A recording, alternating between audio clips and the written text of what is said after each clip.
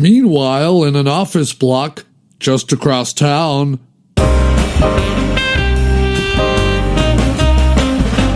All right, Biggles, come in and sit down. It's Eric, sir. I will be calling you Biggles from now on, Mr. So-called Eric, because of your big ears and because I'm the sort of funky, testicular person who likes to give people nicknames against their will. Well, I'd rather you didn't. Oh, you'd rather I didn't. Oh, well, excuse me. There I was thinking this was a groove splendide place to work, and instead it's an uptight concentration camp run by Commandant Killjoy over there. No, I just like my given name. Given name? Given name? And who gave it to you, huh? A pair of fascists who were telling you how to live? My parents weren't fascists. They were more... fiscally conservative, socially liberal, backgammon enthusiasts. Look, it's 2019. Your parents can't tell you what to think, what to dress in, how many hats to own, who to have sex with in a wheelie bin behind a Tesco's in Lowestoft. You're your own man, by golly. You're not even a man. You're a gender-neutral humanoid person who is free to be whoever it wants to be. Well, I'd rather like to be Eric Plumcastle from Wafton-on-the-Cleft, married to Glenda Plumcastle, and father of 3 wonderful crab otters called Plinky, Plonky and Marmaduke. You're going to be Biggles and like it. Now who's the fascist? Biggles, I have you know, was a highly decorated member of our very royal Air Force. Yeah, a fictitious one. Fictitious or not, I bet he could beat you in a 100 metres egg and spoon race. Egg and spoon race? Yes, I mean, if you had to. I mean, I know he was used to flying attack raids over Germany. Yeah, fictitious attack raids over Germany. But I reckon he'd be pretty handy with an egg and spoon. It's just a feeling I get, and my feelings are never wrong. Well, except that feeling I had that Mildred, my ex-wife, wasn't having it away with the milkman, when it turns out she was. It also turns out that she liked to do it standing up in the shed covered in porridge, like some sort of filthy animal. I always thought she was such a quiet, smart, tidy person who didn't really like oat-based breakfasts. Could you tell me why you called me in here again, Brian? Otherwise I'm leaving, as I'm feeling uncomfortable and somewhat mentally violated. Oh, yes, right. Biggles Plumtasm. Eric Plumcastle. Shut up! Now, how would you describe your job here at Radio Flange Goblet? Well, I order the paper clips. I see, a vital piece of business, that. And I clean up after Roger Comes in Baskets and his show Afternoon Comes in Baskets, where he likes to eat an unhealthy amount of meringue and swear at foreigners. One of our highest-rated drive time shows, that. And I occasionally announce that show where the 2 puffins go at it in a paddling pool filled with eggs, while Leonard Prune Tarnish does bad stand-up poetry about his genitals. Oh, yes, what is that called? Oh, that's right. You'll never bake turnips in this town again, Marjorie. One of my favourites. That's the one? Well, it seems like you have some pretty important jobs around Radio Flange Goblet Towers. Well, I do consider myself integral to the team. And what team is that? Oh, yeah, sorry. It's not really official, but it's me, Benny Goodman fan, Ernst Brillo and his cheese graters, and Lenora Flaps, roving weather reporter, and one half of the Flap twins. They go into war zones and perform racy vaudeville juggling routines. Is Ernst Brillo the one with all the cheese graters? That's right, yes. He has one from Leningrad, 1808, doesn't he? Yes, rumour has it that he knifed a Cossack in the coccyx to get that one. Well, it was a worthy death for a righteous cause. Ernst seems to think so. Well, Biggles, it has been fascinating to learn more about you, but I'm sorry the time grows late and I'm having my kneecaps caressed at 8. Totally understandable. I just want you to do one more thing for me before you return to your aforementioned duties. And what's that? Well, read what is on this card into that mic over there. Oh, shit. Must I? You must, Biggles, you must. And do it with gumption, pep and vim. If you insist. I do, Biggles, I do. And now, on Radio Flange Goblet, it's the 300th episode of the After Movie Diner. Very good, now piss off. I need a cold shower.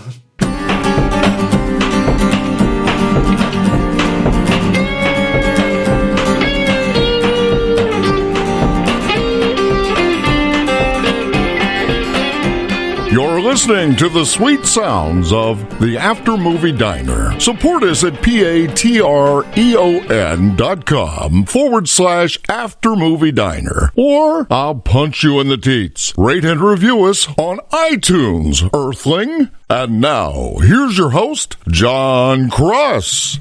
Yes, that's right. I am John Cross, and look at it here. We've made it to 300 episodes. 300 episodes of the After Movie Diner. 300 episodes. Hours and hours and hours of this garbage. And people are still listening. Can you believe it? People are still listening, and so we're still doing it. I mean, I think we'd do it even if people weren't listening, because it's not like there are many people listening, and we're still doing it. But it is wonderful to reach 300 episodes and people to still be listening. So thank you so much. And a big thank you to all our patrons over at patreon.com/aftermoviediner. That's patreon.com/aftermoviediner. It was recently Patreon Day, and I did a shout out on the social medias to all our patrons. So a big thank you to all of you. You know who you are. You are wonderful.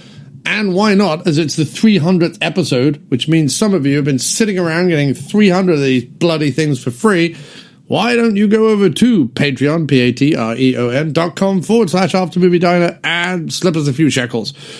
Anyway, the last thing I want to say before we get on with the bloody episode is stick around and wait till the end of the episode, because at the end of the episode, we have an amazing surprise, an awesome and phenomenal surprise. You're never going to believe it. You're absolutely never going to believe the surprise at the end of the episode. So I want you to listen to this whole thing, or skip to the end. But either way, listen to the whole thing and enjoy it. And here we go. Let us jump back into the booths of the After Movie Diner with a gentleman who we have not had on the show in many, many, many years. I forget exactly when it was, but long-time listeners and long-time friends will know this gentleman from the hit, now defunct podcast, Schlock Treatment, that of the three major podcasts that I was listening to at the time that kind of brought together a lot of the people that I still have on the show.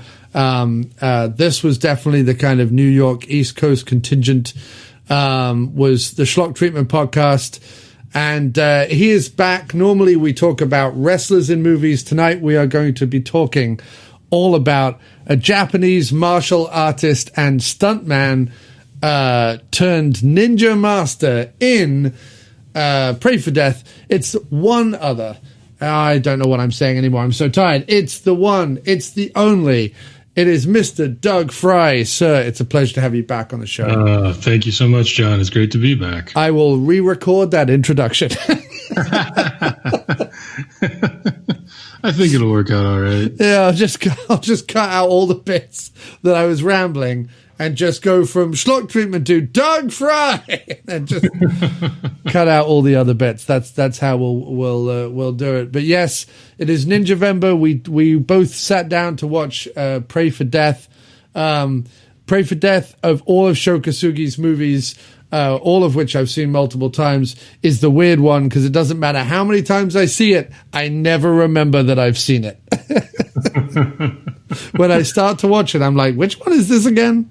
I couldn't really remember watching it either until I looked at the cast list and I saw the name Limehouse Willie. Limehouse Willie, yes, indeed. And I went back through my notes. We did this in July of 2011. Oh, you did this on the Schlock Treatment Podcast? We did, which no longer exists anymore anyway, so it's fine. Yes, no, I recently asked Mark McDonald if he would provide me with all the audio files that he had, because I have the ability to put them online for free and have them as sort of a back cap for people who want to delve into, and he refused. So, yeah, okay. He just thought it would be a lot of work for nothing. And I'm like, I don't mind doing the work. That would be Mark for you. Yes.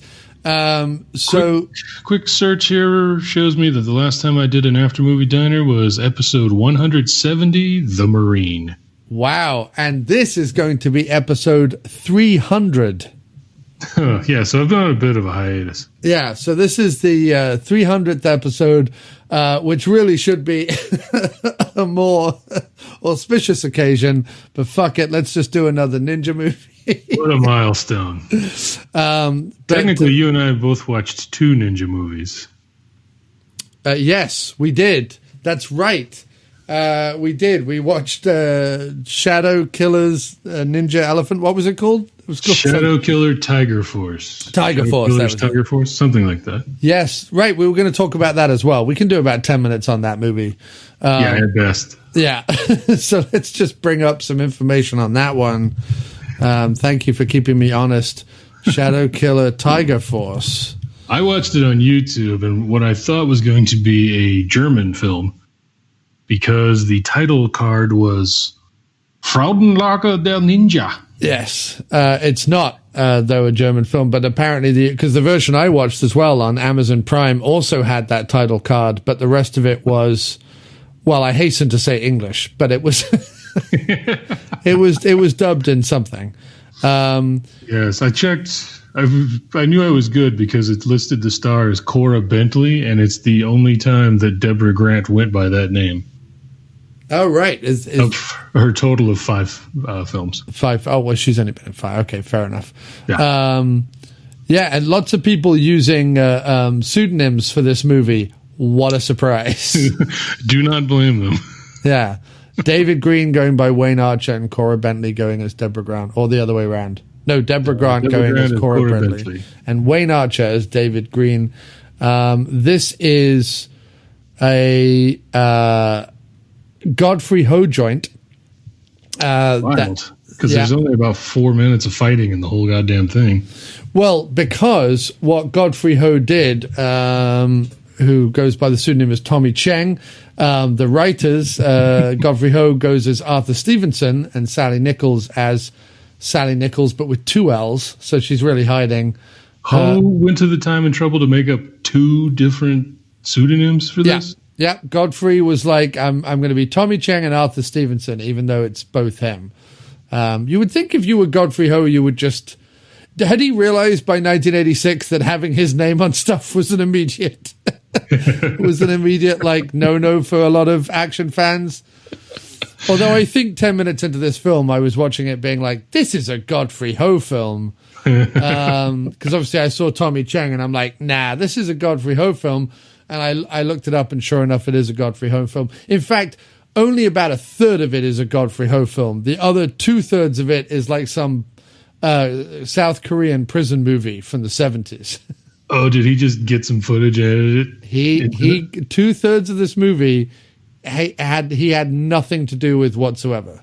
Okay, so the 2/3 of the movie he had nothing to do with is a wannabe sleazy women in prison movie. Yes. That never really pulls anything off. Well, that's because he edited out all the sleaze.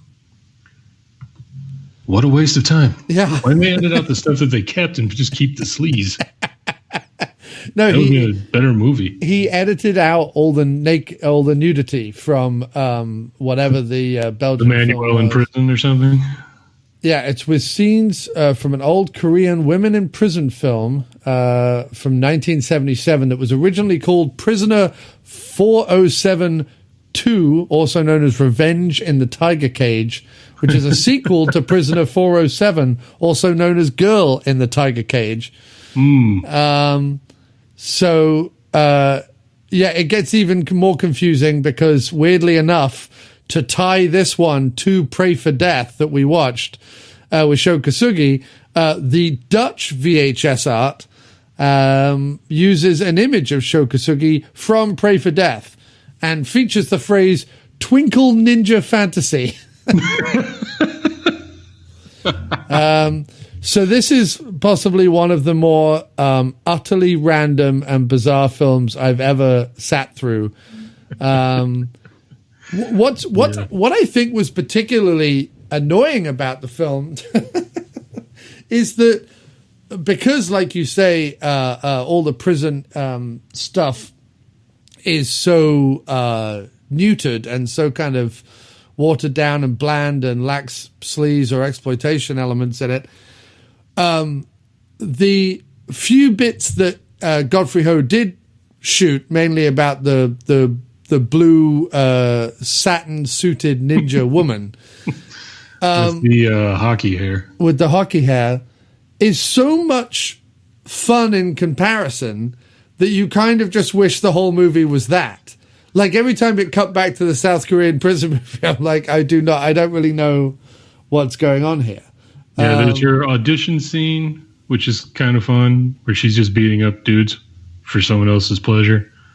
A guy whose daughter has been kidnapped and is being held in this prison, who's going to be sold as a slave to sheiks in the Middle East or something. Yep. I think that's always the standard with these movies. Pretty much. And then later, she fights some ninjas in the woods outside of this prison, and she does this amazing move where she stands on one of their shoulders. Yes. While sword fighting with the other two. Yeah. Yeah, she dispatches them pretty quickly, though. Yeah, but the 3 scenes that she's in, and then at the very end, of course, you have the ninja-seeking missile, which is incredible. Yes, the guy who was behind all this shows up in his ninja costume. Yeah. And she's actually really no match for him. No, she gets quite beat up, but it's the 2 guys who are they meant to be like from the FBI or something? Just 2 random dudes in suits, one of whom has a rocket launcher.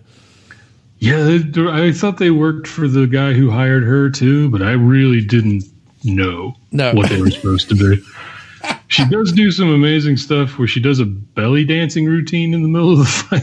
Yeah. That's right. She goes, they go into like this weird dream sequence where they both are able to walk through walls. She does a ghostly belly dance in an entirely new outfit. She slices his head off only for his head to like detach from his body about 2 feet to the left of him and then slide magically back onto his shoulders. That was pretty awesome. That was if the whole movie had been this, it would have been great. But that's what I was left feeling. I'm like, the thing with me was, Godfrey, what are you doing? I understand you're like, I've got some old Korean women in prison film. Let's just shoot a couple of extra scenes and it's a whole new movie. I understand that Godfrey went back and even plundered his own back catalogue, chopped up various individual films he'd made with the mustachioed ninja Richard Harrison, and then released them as like 7 different films. Right. We should point out that in this film that is filled mostly with Asian people, Asian actors, the 2 ninjas at the end are white. Yes. Well, the woman ninja, the woman ninja is a Caucasian all the way through the movie. But yes, towards the end, the bad guy is also a Caucasian guy. And then, like we say, there's just scenes from a Korean and women prison film, which make less and less sense as you suddenly realize that the blonde woman ninja can be wherever she wants at any given time. Like at one point she's in the prison, one point she's in the quarry, then she's out meeting with other people again. And every time she's doing it, you're like, couldn't you just grab hold of the daughter you're trying to save and take her with you when you're doing your magic ninja teleportation thing? I wanted the guy who hired her to ask her that. Why do you keep coming back here and reporting to me without her? Just bring her and we'll be done.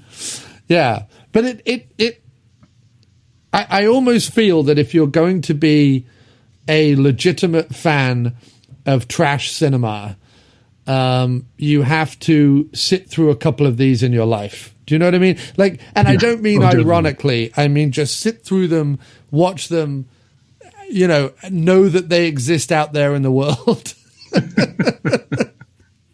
Take them in, and then the ninja gets shot. The male ninja a bunch of times does not die.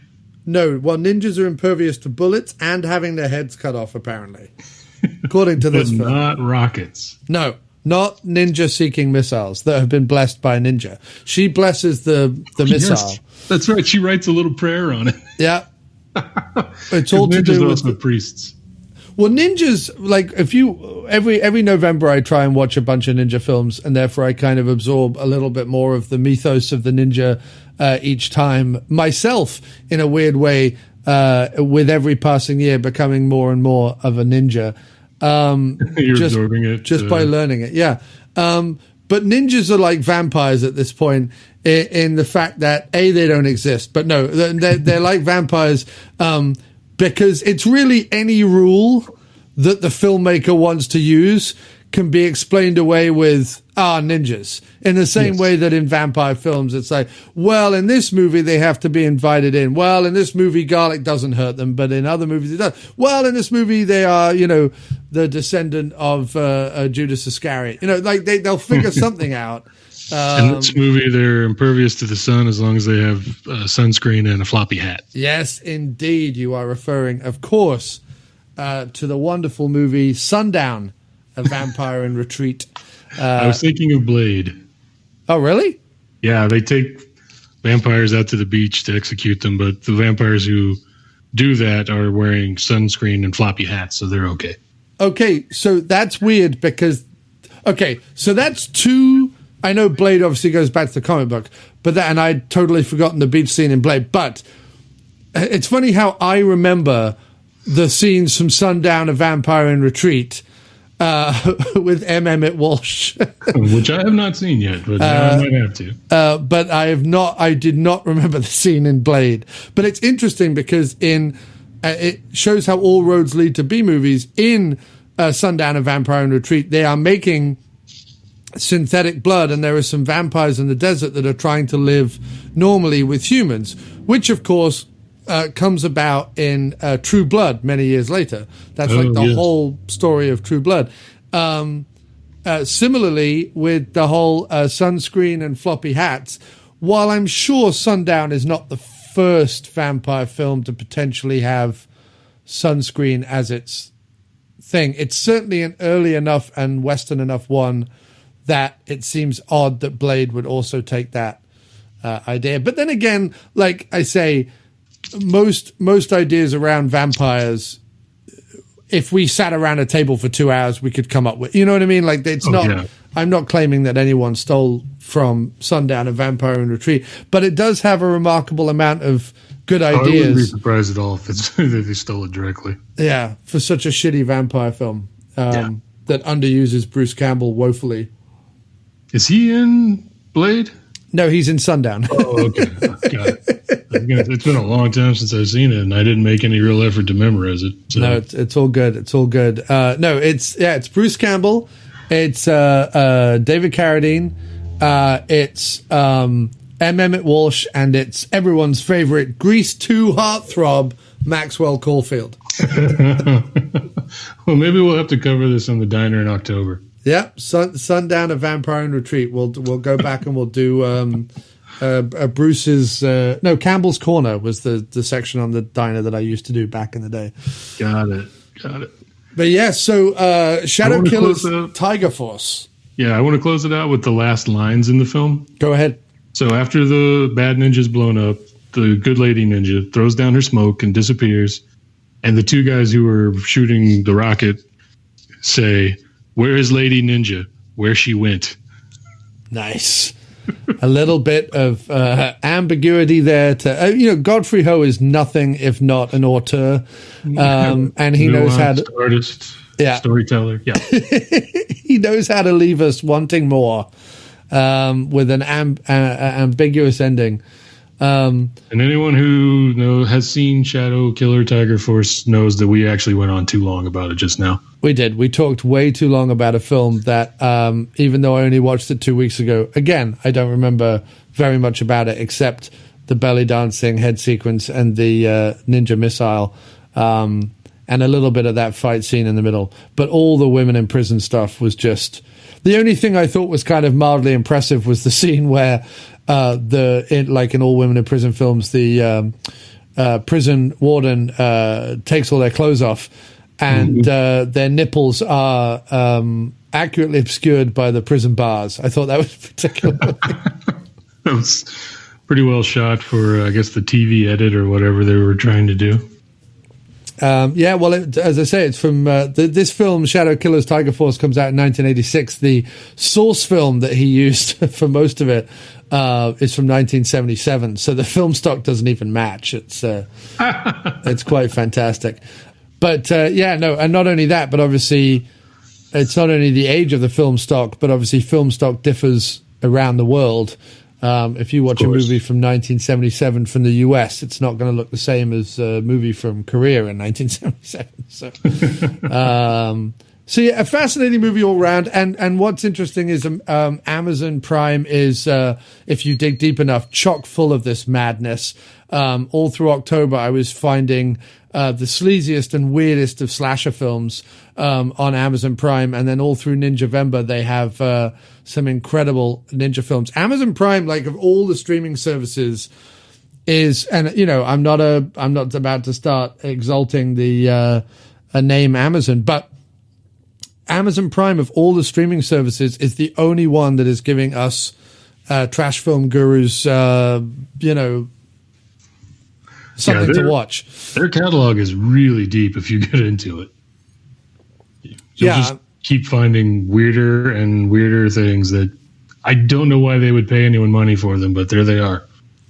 Right. But weirdly enough, and I wouldn't be surprised that that someone somewhere in Amazon has cottoned on to the fact that there are people out there watching it. Because like one of the biggest things, the biggest problems with like Netflix and Hulu and all the rest of it, and they're finding this now with like Disney Plus and stuff coming out, but like as Netflix and Hulu, but Netflix have particularly doubled down on the whole producing their own content, they back themselves into a financial corner, where now they just have to keep making content that is up to par of their other content. It's kind of like what HBO finds, is that kind of every 10 years, HBO has a series that everyone loves. And then people start digging around HBO and they're like, well, we want other series that are just like this. And they're not really forthcoming. You know what I mean? I mean, yes, any given time, HBO has 2 or 3 series that are doing pretty well.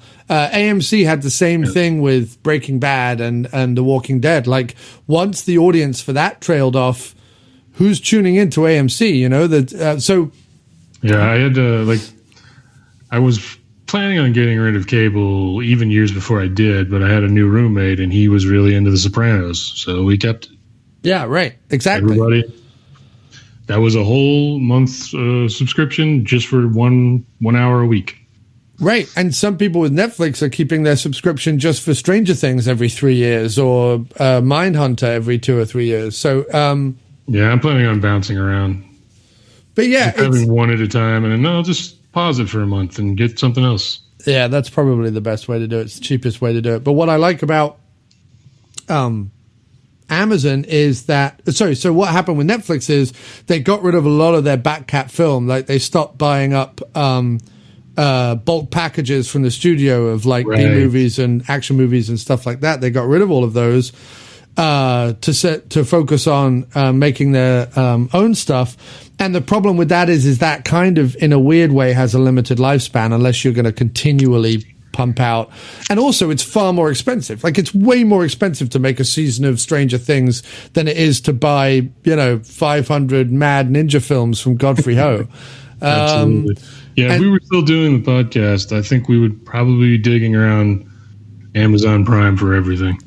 Yeah, no, definitely. I mean, because even with... It's getting harder and harder to find anything like this on Netflix, as you say. Yeah, and even with Shudder and Brown Sugar and some of the other little independent streaming services, they don't have a ton of content. I mean, they might have a couple of hundred films, but, out of that, 75 of them you'll never watch, and maybe 25 you really want to watch, and then there's that like middle section where you're like, I'll give it a go one day, and then you suddenly realize you've paid them hundreds of dollars for hundreds of years for streaming service and never got around to watching any of them. But there's a ton of free ones if you have a Roku too, just weird little channels that they have. Oh yeah, no, those are great. And a lot of those you can now get on both Apple TV and Fire Stick and other places. Okay. But most of those are with adverts. Most of those have been, Most of those have been taken up by either Pluto or Tubi TV, which are the two big ones in the US now. Okay. Because Crackle used to have adverts, and Crackle used to actually have a whole bunch of like weird B movies because they were owned by Sony. Right. They had too many adverts, and they all went very loud. Yes. And so we did Crackle a couple of times, but for the most part, we shut that one down because it was just too annoying. But no, Tubi TV is pretty good. They have about 3 or 4 like 30-second ad breaks. It's kind of like watching a film on cable kind of thing. It's not that. It's not that interruptive, and it normally has. It normally has some pretty deep cuts on there. I mean, it has all the usual like stuff that you would get on a Mill Creek box set, or something like 50 drive-in films or whatever. But do they have Pray for Death? I don't think so. I was segueing. All I'm saying is, if anyone is interested in some ninja madness, do check out some of the films on Amazon Prime. It really is, unfortunately, I hate to give money to Amazon, but it really is the only place where you can find some of these Z-grade wonders. And with that, as Doug has kindly given us a segue, let us talk Pray for Death, 1985's Pray for Death. It is probably the second to last film in the 6-film run that Sho Kosugi has from the 80s. As we talked, that many. Wow. Well, as we talked about last week, he did the 3 for Canon, where he did Enter the Ninja, Revenge of the Ninja, and Ninja 3: The Domination. He then does 3 for, I think, well, this one's with Transworld Entertainment and then was distributed by MGM. But I think these were for Transworld and so on. But he does 9 Deaths of the Ninja, he does Pray for Death, and he does Rage of Honor. He shows up in Black Eagle, the Jean-Claude Van Damme movie after this, and shows up in Blind Fury as the assassin versus Rutger Hauer. But outside of that, not much else until 2009's Ninja Assassin, where his son Kane Kosugi, who is also in Pray for Death, as well as Revenge of the Ninja, returns the favor to his old man and finally puts him back in a movie again with Ninja Assassin. But and he'll be in a movie next year called The Fourth Horseman. Apparently so. In pre-production. Yes, I see that. I don't know who that is with. It's an Enzo Castellari film. Wow, okay. And it's got Bill Moseley in it. I feel like I should know who that is. Because every movie has Bill Moseley in it, which it should have. But Enzo Castellari is known for those like Warrior of the Wasteland movies from the late 70s, early 80s. Okay, I know who he is now. Yeah, he did a bunch of basically American rip-off movies from the 70s and 80s, starring people like David Hemmings and Fred Williamson and people like that. So, yeah, I didn't know he was out there cranking movies out. Wow. Turns out. Yeah. He's not done very much since 97, to be fair, but in 2010, he did Caribbean Bastards, spelt the same way as Tarantino's Inglourious Bastards with an E, I see. which is odd. And then he's doing The Fourth Horseman. So, I don't know, 2 films in 20 years? That's not so bad, I guess. It's an interesting cast for that one. He's got a lot of directors. He's got Joe Dante, Alex Cox, and Mick Garris are all doing some kind of role. Wow. Oh, and Natalie Byrne. And Caroline Munro and Franco Nero and Michael Berryman and Kane Hodder. And wow. Okay, he has literally just dug up everyone from the 80s and put them in this film. 100%. That is amazing. Oh, wow. I have to see this film. The Four Horsemen. Look for it. Coming soon. I'd rather be talking about that movie. It's apparently released on January 1st. Where it will be released, I have no idea. Amazon Prime. Yeah, right. He's even got Ruggero Deodato as in it as well. Oh my God, that's amazing. I don't know who that is, but he's another director that made Cannibal Holocaust, and Body Count, and a bunch of those Italian films from the 70s and 80s. Wow, he's really dug them all up, huh? Oh my goodness. That's where I know Deodato from. He made Atlantis Interceptors, which I actually really like. I have not seen that either. So it's actually a good fun B movie with Christopher Connolly in it. Cool. Anyway, let's talk about Pray for Death, because Yes. I feel like that's possibly why people tuned in, if anyone did tune in. Is it the standard for the ninja to have to leave Japan? That's like the setup to all these movies, isn't it?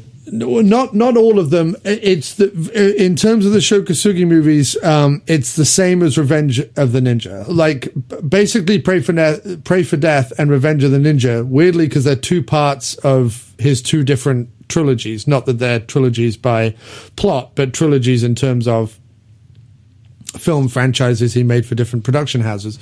Pray for Death and Revenge of the Ninja are weirdly similar in plot and style, except the appearance of James Booth as Limehouse Willie. He is he is not in Revenge of the Ninja. Revenge of the Ninja doesn't really have anyone else in it worth a damn. But it's to do with sort of drugs and things. Like he comes from. It has the little statues, right? Yes, that's the one with the little statues. Right. Whereas this one is about a necklace that may or may not have been packed in drugs. Like, was it packed in drugs? I don't think they ever really made any mention to drugs, so I assume not. But was it just packed in a packet of brick dust or flour or something? Like it was packed in some white powder. It was a wig powder or something. Wig powder is amazing. What I like about this movie is that it's filmed in Texas. The infamous Houston Mafia. Yeah, set in L.A. Written by and starring a dude from England, and is all about medieval ninjas. So it's got everything. It's got everything a child needs and wants. It was supposed to be set in L.A.? Yeah, it's supposed to be. I thought it was set in Houston. I did not recognize that it was supposed to be something else. And all the cops in it talk like they're from New York. All cops are from New York. Yeah. Everybody knows that. That's just true. The police chief shaving when he walks into the...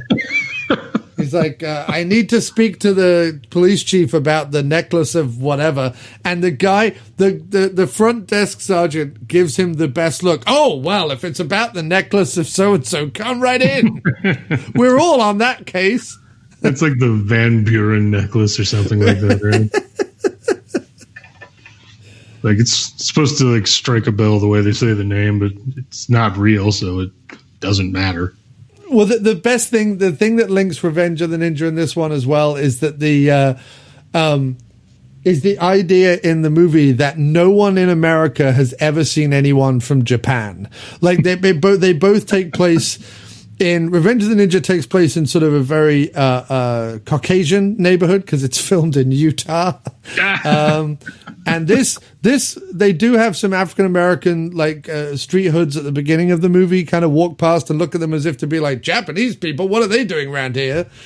People are confused by Asians in these particular films. Like I don't understand why they're so shocked. And also, unlike Revenge of the Ninja, the casual racism in this movie with everyone referring to him as a Jap or a slant eye, it's just it's a lot. It gets old. It's so 1985. Also, like it's written by the guy who uses that phrase a lot. Like it's written by James Booth. True.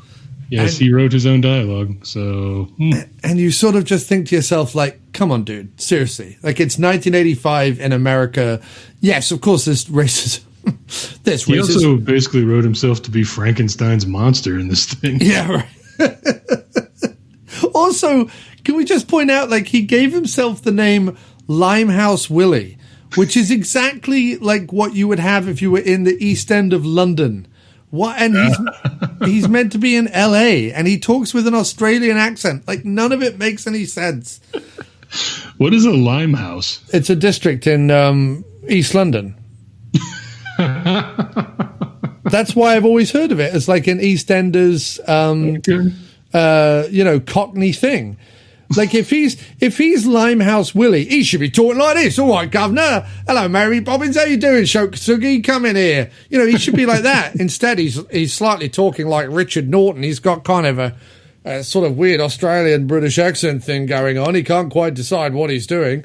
It's all over the place, and he doesn't know what vowel sounds to use. I did not know that Limehouse was a London neighborhood. Wow. Mm-hmm.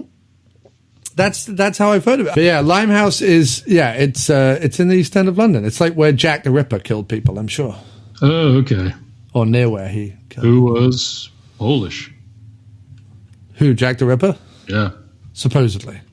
Well, that's the conclusion some detectives came to like 4 years ago. Oh, really? Okay. Probably.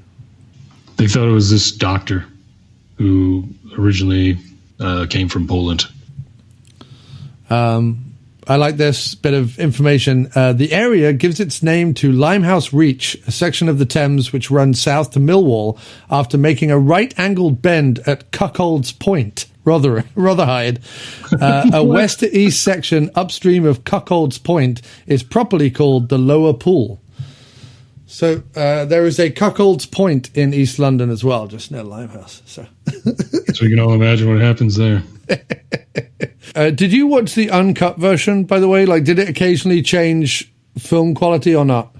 I watched this one on YouTube also, so I'm not really sure. Okay, because Arrow, I watched the Arrow Blu-ray, and that has slightly more violence in it. I don't know how, and I haven't seen the other version for a long time, but there are certain scenes in this film that, especially in the uncut version, the beating up of the old man, where he continually wails on him with a handily found it's like a crowbar. Crowbar, that's the word. Yeah, is extended in the uncut version, as is the implied yet not really seen rape scene, and also the shootout in the Italian restaurant is also more violent. The version I watched had all that and more than enough. Oh, okay. So you probably when he's beating the old man, it ends with one of those thugs going, "Hey, Limehouse, he's already dead." Oh yeah, no, okay. So you did see the uncut version, yeah? Because he just keeps what does he keep shouting as he keeps hitting him? You lying bastard, something like that. Yeah, and there's there's a take where he's just hitting him 7 times. You're lying, bang. You're lying, bang. And what's funny is that bit isn't even as bad as the bit previously where, and I know they're acting, but the actor playing Sam Green is a pretty old dude, and James Booth is pretty roughing him up, I mean, he might have said go for it or whatever, I can take it, but it was still sort of disturbing to watch, I felt. I don't think James Booth got permission. I think he maybe was the get forgiveness rather than permission type guy. So do you want to give us the plot very quickly before we confuse everyone just by going on about bits we... Okay, so we start in... is it modern Japan or ancient Japan? It's hard to tell with the ninjas because they haven't changed the look. You can't tell. It's like in Revenge of the Ninja, it's the same thing. They're all living in a very traditional Japanese tea house. They get attacked by ninjas. A white guy shows up and is like, "Come to America." And in this one, they're in the Japanese tea house. Everything's fine. They're with their family. Everyone's happy. Everyone's thriving. And the wife's like, "I always wanted to go back to America." Uh-oh. Yeah. She's a Japanese American. Yes. Woman. The actress herself was Hawaiian, so that's not hard to imagine. And there's a big fight, and a demon masked ninja is leading a bunch of dingy gray ninjas, and they all get killed, I think. Yes, but that turns out to be Kane Kosugi's favorite TV show. The Black Ninja. Black Ninja. Yes, sorry. I forgot that was what that turned out to be. The two boys in the film were watching that. And what's hilarious is one of the boys goes, he looked just like Dad. And I'm like, that's because it was. Like, it's literally Sho Kosugi playing the Black Ninja in a TV show, which becomes even more crazy because in Revenge of the Ninja, he is credited as Sho Kosugi / Black Ninja. And then he was in a TV show called The Master, where he's called Osaka, but and is he the villain in The Master? Yes. Okay. Against Lee Van Cleef, that other very very ninja-like Caucasian man. Like, I was going through this in the last episode, but you've got like no, I was going through this on the American Ninja show with Nerd Lunch. Okay. But like the list of Caucasians who have played ninjas, it's hilarious how many of them are like late middle-aged mustachioed men. Like you have Franco Nero, Lee Van Cleef, Richard Harrison. Like they're all these guys who like they don't look. First of all, they're not ninjas. Any of them. No, Lee Van Cleef didn't show any kind of martial arts skill. He was known for westerns before that. Well, he did. He's one of the few people to have done, I think, 3 or 4 westerns where they did the kind of East meets West thing, where he was the cowboy and there was like a martial artist came into town. In the 70s, probably directed by an Italian. Most certainly. Most certainly. He was in the Good, the Bad, and the Ugly, that trilogy. He was the bad. Yes. I think that's what he's most famous for. Right, no, and that trilogy and probably Escape from New York are the 4 things Lee Van Cleef is really known for. But Lee Van Cleef never stopped working. Like he was sort of the Eric Roberts of his day. Yeah, he did. I think he was the guy that did whatever they offered him, right? So when a TV series comes along and they're like, "You're playing a ninja," he's like, "Great. Where do I sign?" Do I get my own trailer and will it have cognac in it? Anyway, sorry. So then we go to the domestic bliss of this family in suburban Tokyo or something. I don't know. They don't really say, right? Right. But there is karate. Everyone does karate. Yes. Yeah. His 2 sons beat him up at one point. Yeah. Because he lets them. Yeah. And they think he should learn karate because they don't know that he's secretly a ninja. Yeah. A ninja who's been had to kill his brother. He was raised in a temple by a ninja master who hasn't aged and who he's very old but hasn't aged. He just became very old and stayed very old by the looks of it. Kosugi had to kill his brother. There's a whole flashback that is completely weird. And it has what is apparently the old man from every fighting video game ever involved. Yes. Who apparently is still lurking around this temple. Because he shows up and he's like, "Sure, go to America. Sounds like the right thing to do." Nope. Wrong. Throws your ninja wisdom right out the window. How wrong you are. Yeah. Sho Kosugi says, "When I leave Japan, I will put the shadows behind me." And he's told, "You cannot escape your shadows, my son. You will always be a ninja." Yes. So. And then later he says he's going to pull his sword from the shadows. But he doesn't. He actually smelts it himself. So he doesn't pull anything from anywhere. This guy doesn't have a good grasp on anything. No. So eventually they decide to move back to America for some reason. And they buy a building? So his wife and him speak to Sam Green, a guy who owns a storefront / house / warehouse down by the docks. Sam Green has his finger in many things. I think there could be a whole prequel movie just about Sam Green's dodgy dock dealings, I think.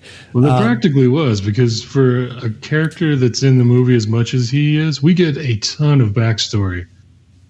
he's going to go live with his sister in Memphis or something. She's a widow. They'll keep each other company. Yeah. My recently widowed sister. I'm going to go keep her company. We'll be okay. Two old people cuddle together. Oh, and the dive that he sells them is it's just been closed up for years, it looks like. Well, the plan is, he says that he sees the skyscrapers encroaching. So he says that it'll be a good investment because, 10 years from now when downtown spreads, they will be at the corner of Richman and Wealthville. But right now, they're at the corner of Scumbag and Limehouse Willie. Yeah, and the life that Sho Kosugi's wife wants to escape is she's the wife of the youngest executive in the Yokohama Corporation. Yes. So, pretty cushy. Yeah, no, she just stays at home in the tea house all day, raising the two sons who seem very happy and well-adjusted. They do karate at night. Sho goes by, picks them up afterwards. Like Kane Kosugi, his son, is one of the best karate children in the school. Everything is going great. He fights a kid that's about 6 times his size in the class. Yeah.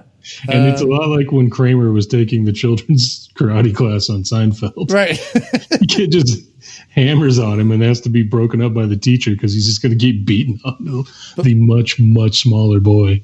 But what you don't understand, Doug, is that the idea of waiting for 3 years to become an executive is not as sexy as, let's go move to a slum and open a shop. And I think they open it's got to be a sushi restaurant, right? I don't know what they do. They never get the business underway. There's one scene where they do some takeout. They put $1 on the wall that they get. Oh, right. There is yes, but what did they do? Did they sell someone something? Like sell them food? Is it food? Yeah, it's definitely food. Okay. She's like, I'm sick of cooking for just 2 people. I'm going to start cooking for everybody. Who are these people, Doug, who want to do work? That's what I don't understand. I don't get it, man. I don't know. But the only problem they have in Japan is that Sho Kosugi's substitute father, who took him in as an orphan, is hanging around an abandoned ninja temple, occasionally filling his head with guilt and past regret. And their 2 sons watch the TV show The Black Ninja too much. Apart from that, everything's wonderful. Yeah, he's making tons of money, clearly. He's doing fine. He's on the career track that he needs to be on. And enough to be able to afford a paper house. I mean, how much do those things cost anyway? You know what I mean? Well, it's specially treated paper. Oh, it is? Okay. Yeah. Yeah. So that the rain runs off of it like one of those paper umbrellas. Right. Well, it has to be glazed, Doug. I mean, I assume it has to be glazed in something. It's oiled, so it's also quite flammable. Right. It's flammable and gets moldy and torn and whatever, but easily replaceable, though. So let's not, you know what I mean? Oh, yeah. If you think of the cost of glass and insulation and framing and whatever for a Western window, the paper wood version is much. There's trees lying around, Doug. There are. They're getting knocked down by hurricanes. But yes, they go to America, set up a shop, try to make some money. Meanwhile, it's turned out that some local scumbags who may or may not be mafioso, but judging by their red shirts and ridiculous neck attire, they probably are. I think they were supposed to be. I don't remember if they ever said it, but no. Well, there's a lot of mafioso in Houston, Los Angeles. Houston Angeles. We'll just call it that. Yeah, I like that, Houston Angeles. Mm-hmm. It sounds he like... he used to play for the Red Sox. I was going to say, it sounds like one of those cities they make up for post-apocalyptic worlds, Yeah, no, definitely. Or like role-playing games or whatever. Houston to Los Angeles is one city now. Yeah. Yes, role-playing games do that very much. Yeah. An earthquake happened and the landmasses formed together to create Houston Angeles. One by one, the governments fell. Now it's all run by mutant gangs. Who seem to spend quite a lot of time on their hair. They always have like massive hair in those 70s post-apocalyptic movies. They always have like big tomahawks or massive hair, or not tomahawks, what's the word? Mohawks, sorry. Yeah, they have either massive mohawks or like big teased out hair, and I'm like, is that what the post-apocalyptic mutant raider is doing with his morning? He's looking in the mirror being like, I've just got to backcomb my fro. You want to look your best when you're being a mutant raider. Yeah, so they've hidden the necklace of Van Buren or whatever the hell it's called in Sam Green's home for some reason. Well, it's in a room that he never went in because the door was locked, and then the door was locked from the outside with a giant padlock, which they point out, and he goes, I don't remember putting that there. But it was also locked on the inside because Sho had to kick it open, and he was like, my God, you must be built like a brick, whatever. You must be strong as a ox or something like that. Yeah. Which is funny because Sho Kosugi looks like the kind of guy who, if he got a paper cut, would be out of work 3 days sick. He does not look strong as an ox. He's not a large man. No, he is Japanese. No, I know, but even like even the Asian martial artists, a lot of them are like muscular and look tough. I don't remember ever seeing him in anything other than a business suit or a ninja outfit. No, that's his whole wardrobe. But he's never like just in pants and no shirt or something. No. Sho He was Kosugi legitimately a martial artist. He was legitimately a martial artist. I guess he just didn't work out a lot or something. I don't know. No, he was legitimately a martial artist. He was also a stunt coordinator for a lot of things. Fight choreographer. But and he did considering his movie fighting is not the most inspirational, shall we say. It's not super flashy. No, but he is a proponent of 5 different martial artists. Martial arts. He does ninjutsu and aikido and a lot of others. Jiu-jitsu. What in reality is ninjutsu then? It's a fighting style that was handed down from the ancient ninja warriors, I guess. I thought it was more to do with just hiding in the shadows and stabbing people in the back. That as well. I think there's a lot of... Well, it's difficult to tell from 80s ninja films because the ninjas never really hide. They're like, right, I'm in my ninja outfit and I'm going to go out in broad daylight and fight some fuckers. That's kind of what... Ninja is just a word that ever... I don't know how any of those actors kept a straight face, especially the cop at the end in the graveyard where he's just like, some people said it might have been a ninja. Jesus Christ. All right, let's get back in order. Sorry. So there are 2 dirty cops who work for the mob, and one of them breaks in and steals the necklace. Well, that's what I don't understand is he's placing the necklace there. And he's getting ready to leave. And then he goes, I don't know. Then he goes back, digs through the packet, leaving white powder everywhere. Yeah. Grabs the necklace and goes out. You would be covered in white powder. His suit would be covered in white powder. However, they managed to track him down based on a tiny thread on a nail. He snags his pants leg on a nail, and it tears out a thread, and I guess Sho Kosugi saw him but didn't really see his face. Oh, and he reckons that he's left-handed. Yes. So when he sees the cop in the police station later, he's like, you are left-handed. Ah, interesting. Yeah, so right before that happened, then for some reason Sam Green goes down under a bridge and meets Limehouse Willie, who ends up beating him to death for not having the necklace. No, they pull him over, and one of the mafioso jumps in the car and puts a gun on him and says, drive. And then they go down to the convenient burnt warehouse district, yes.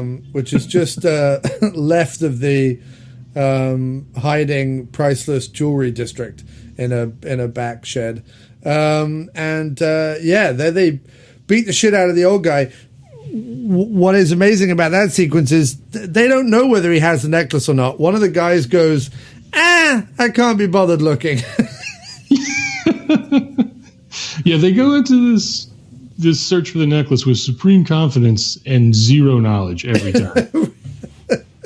Also, so they kill him and they burn his car. Yes. It's like, they must have the entire police force on the payroll because they're not trying to stay low at all.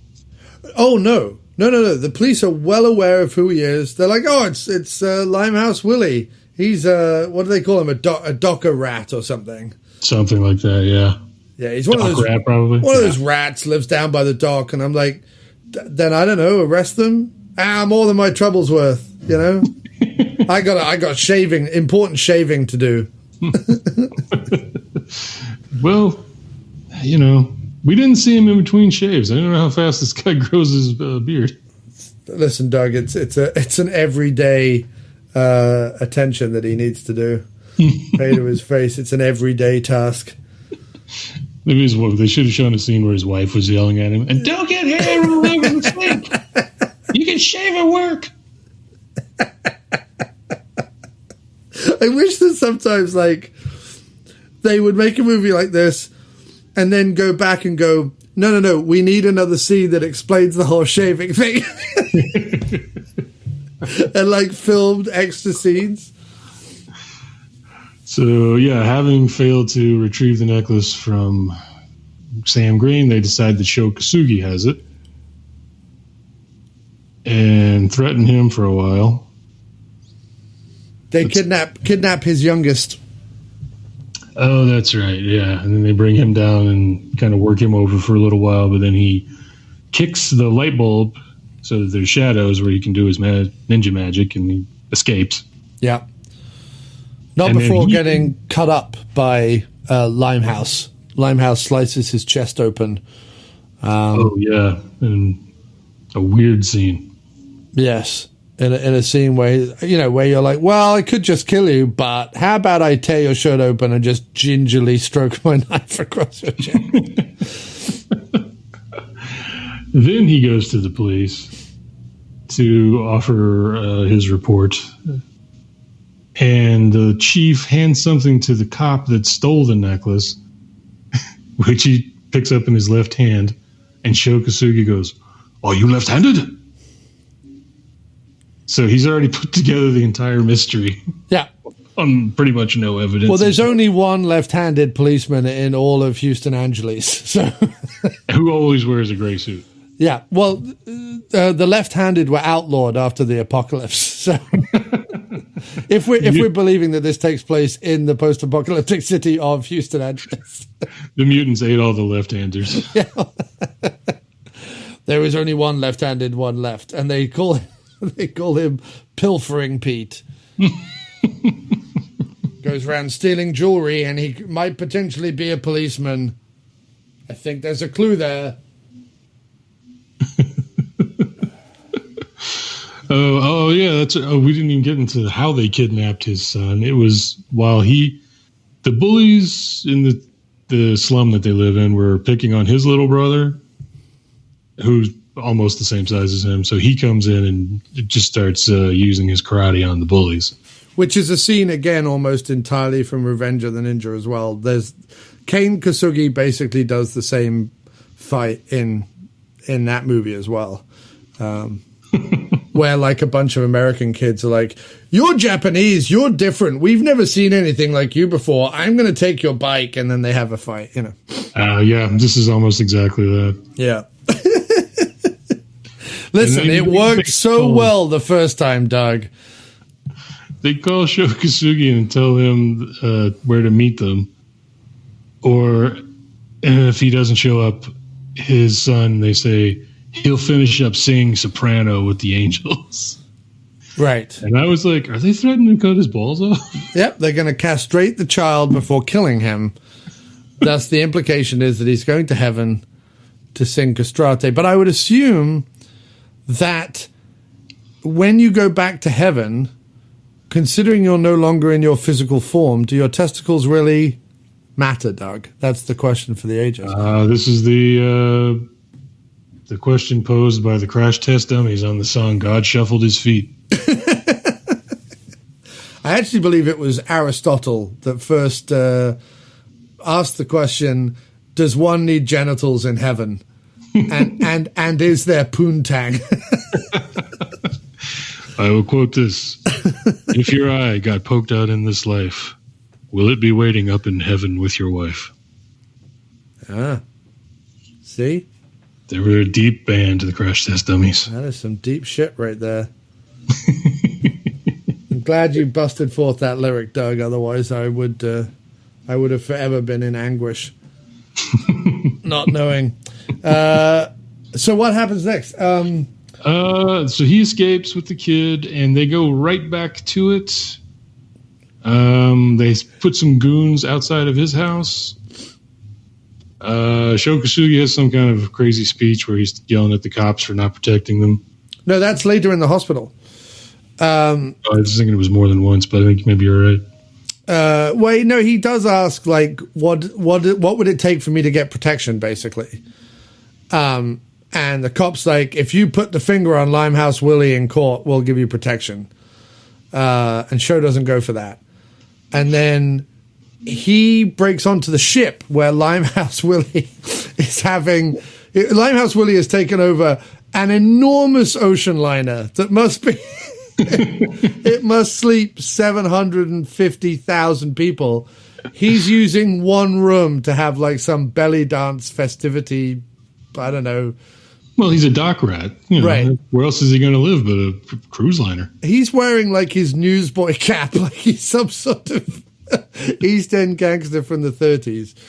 And this is a scene that goes on for a long time, actually. Yeah, surrounded by a bevy of bathing beauties, as they say. It's the only time where Sho Kosugi does anything even remotely ninja, in the sense that he wraps himself around a large rope bale and rolls down towards the guards at the dock.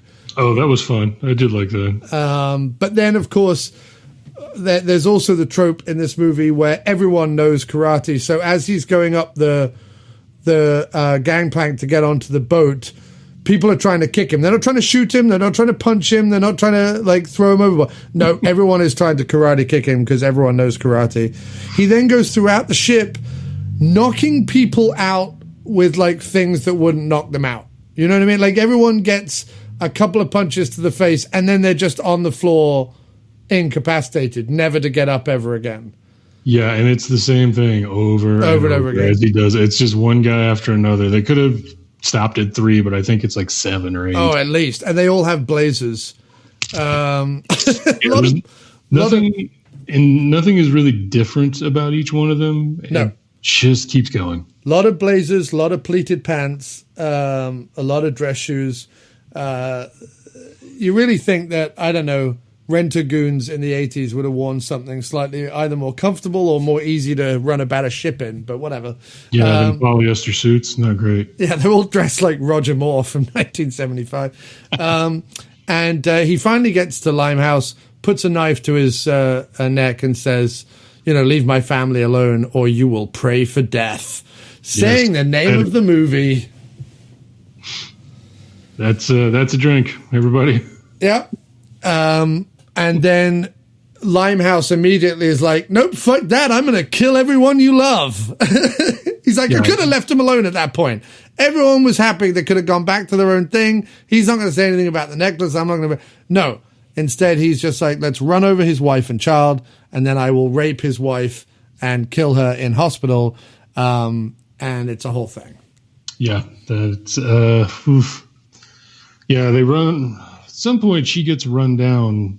She and the younger son get run over by the thugs. I don't remember exactly when that happened. That's why she's in the hospital. Right. And he disguises himself as a patient, which is like something. He doesn't disguise himself as a patient. He opens a vein on his arm and gets committed to the same hospital. First of all, in a city as big as Houston Angeles, 2025, or whatever that would have been. It has to be it has to be a date that we're getting close to, because if it was made in the 70s, they're like, we're never going to make it to 2025. And then here we are in like 2020 being like, wow, apparently Blade Runner was last year, you know. But most of the 70s is the future is 1999. Yeah, right, exactly. But no, he opens an entire vein on his arm, which seems, I don't know, both dangerous and reckless and stupid. Yeah. And painful. And also, like, he literally could have just gone to the hospital and been like, I'm visiting someone on 4. And the front desk would have been like, all right. Like, then you're in the hospital. No, but this guy's like trying to out crazy Clarence Boddicker most of the time. Yeah, so he goes into hospital, gets himself like pumped full of drugs, and he's in a hospital bed and da-da-da-da. And then what makes me laugh even more is in order to then get to the wife, he has to literally like stab a doctor with a hypodermic. I'm like, as if no one's going to either hear that or find that. Like, he asked for a shot to go to sleep. So the doctor loads one up and then he steals it from him and sticks him in the neck. So he goes down. But it's just, the whole thing is way too complicated. It's such a convoluted plot. It's like you literally walk into a hospital and be like, yeah, I'm seeing someone on 8. Right. All right, great. Next. Then he beats up a bunch of cops. There's one of them. He's trying to kill the kid who's in there with some kind of a shot, and they find out that he's there and tell the cop to stop him. So he busts in and says, freeze, and then he pushes what's probably an aluminum cart, right? Like, yes. It can't be heavy. He pushes it at them, and it knocks 2 cops. They go flying. Yes. And not only that, but he conveniently manages to take out both a doctor and a cop that is exactly his size, so he can change into their uniforms. So they lock down the hospital. No one in, no one out, but he sneaks out dressed in the police uniform. Yeah. I mean, even though James in the sleeper hold. Yeah, even though James Booth looks to be about 6'5" and shaped peculiarly at best, like he's not shaped normally. You know? No, he wouldn't get an off the rack uniform.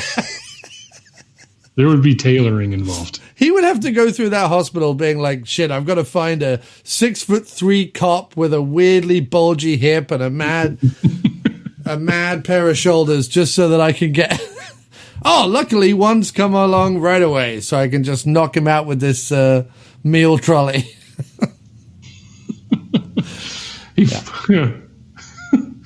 So he manages to escape, and he follows this up by killing everyone in an Italian restaurant. Yeah.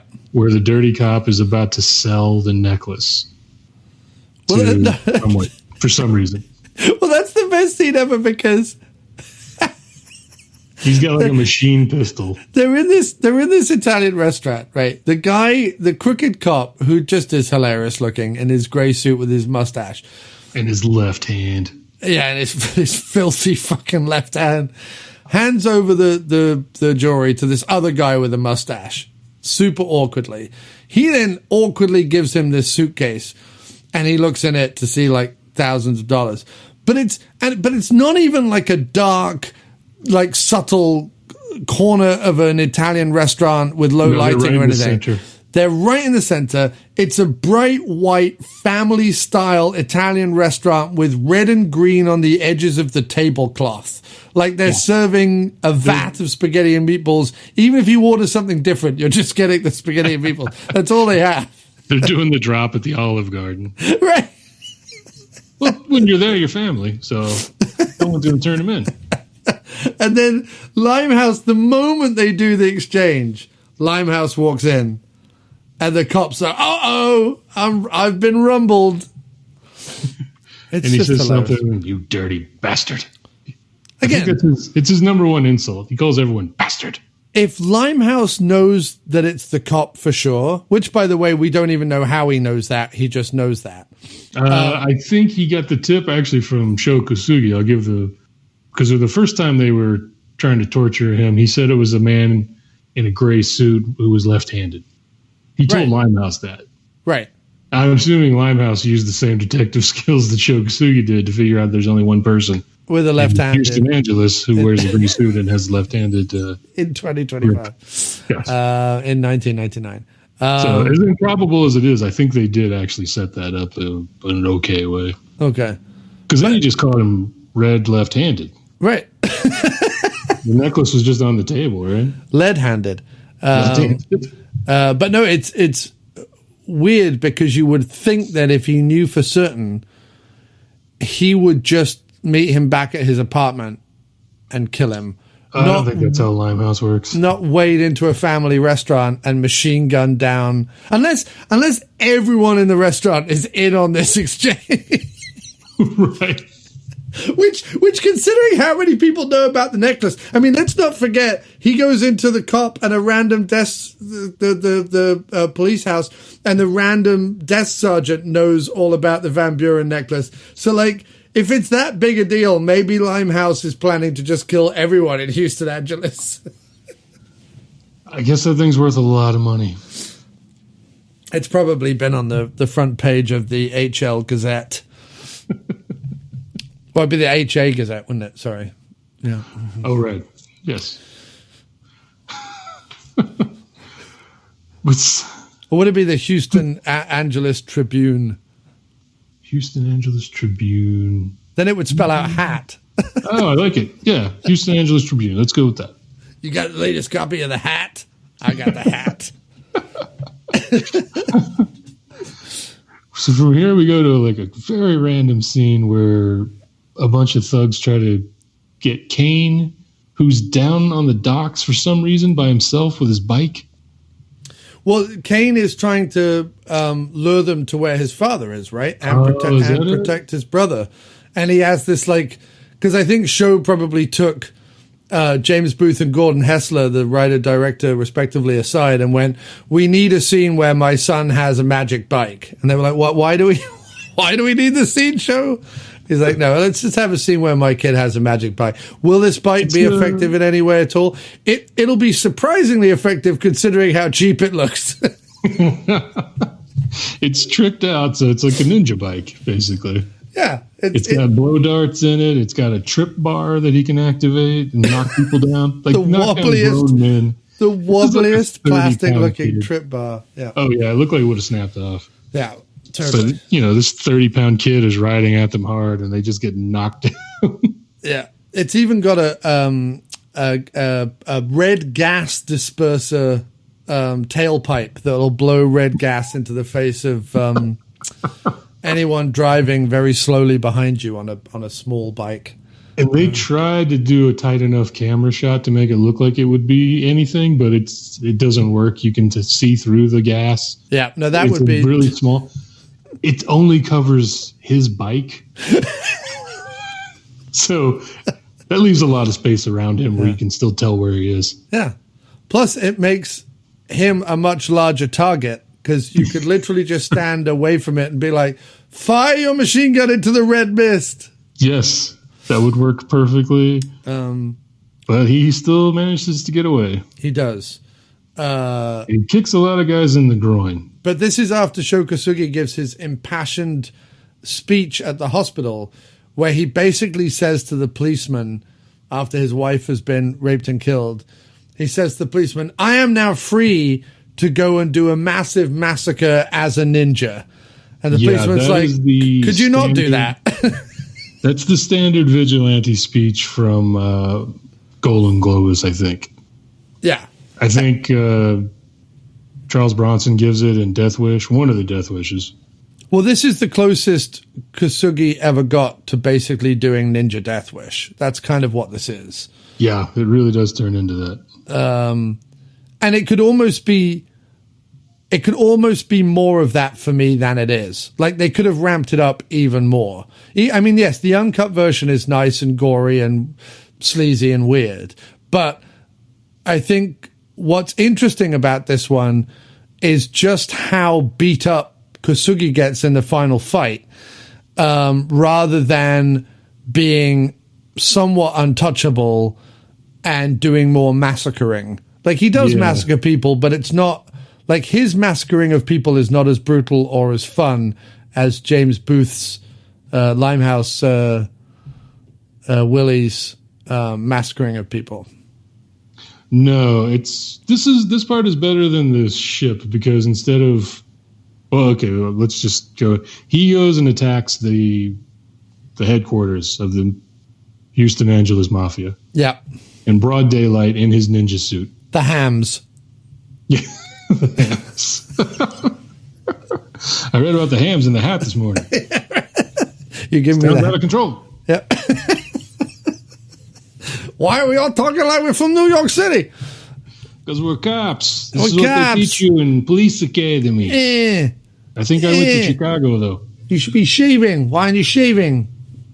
You sit around all day eating donuts and shaving. That's what we're paid to do. Come on. Come on. Yeah, so he brings his entire arsenal of single-use ninja weapons. Yeah. This is like really bad for the environment, I think, all this ninjaing he's doing. Yeah. Because he just throws like one handful of needles at somebody or a crazy pinwheel-looking thing that pins the head of the mafia to the wall by his throat. Yeah, another very flimsy-looking thing that seems to do the trick, even though it seems to be wobbly and...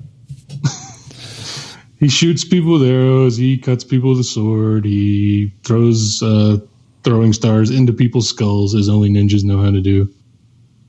Yeah, I mean, you'd think that by 1985, some of these rent-a-hoods would learn.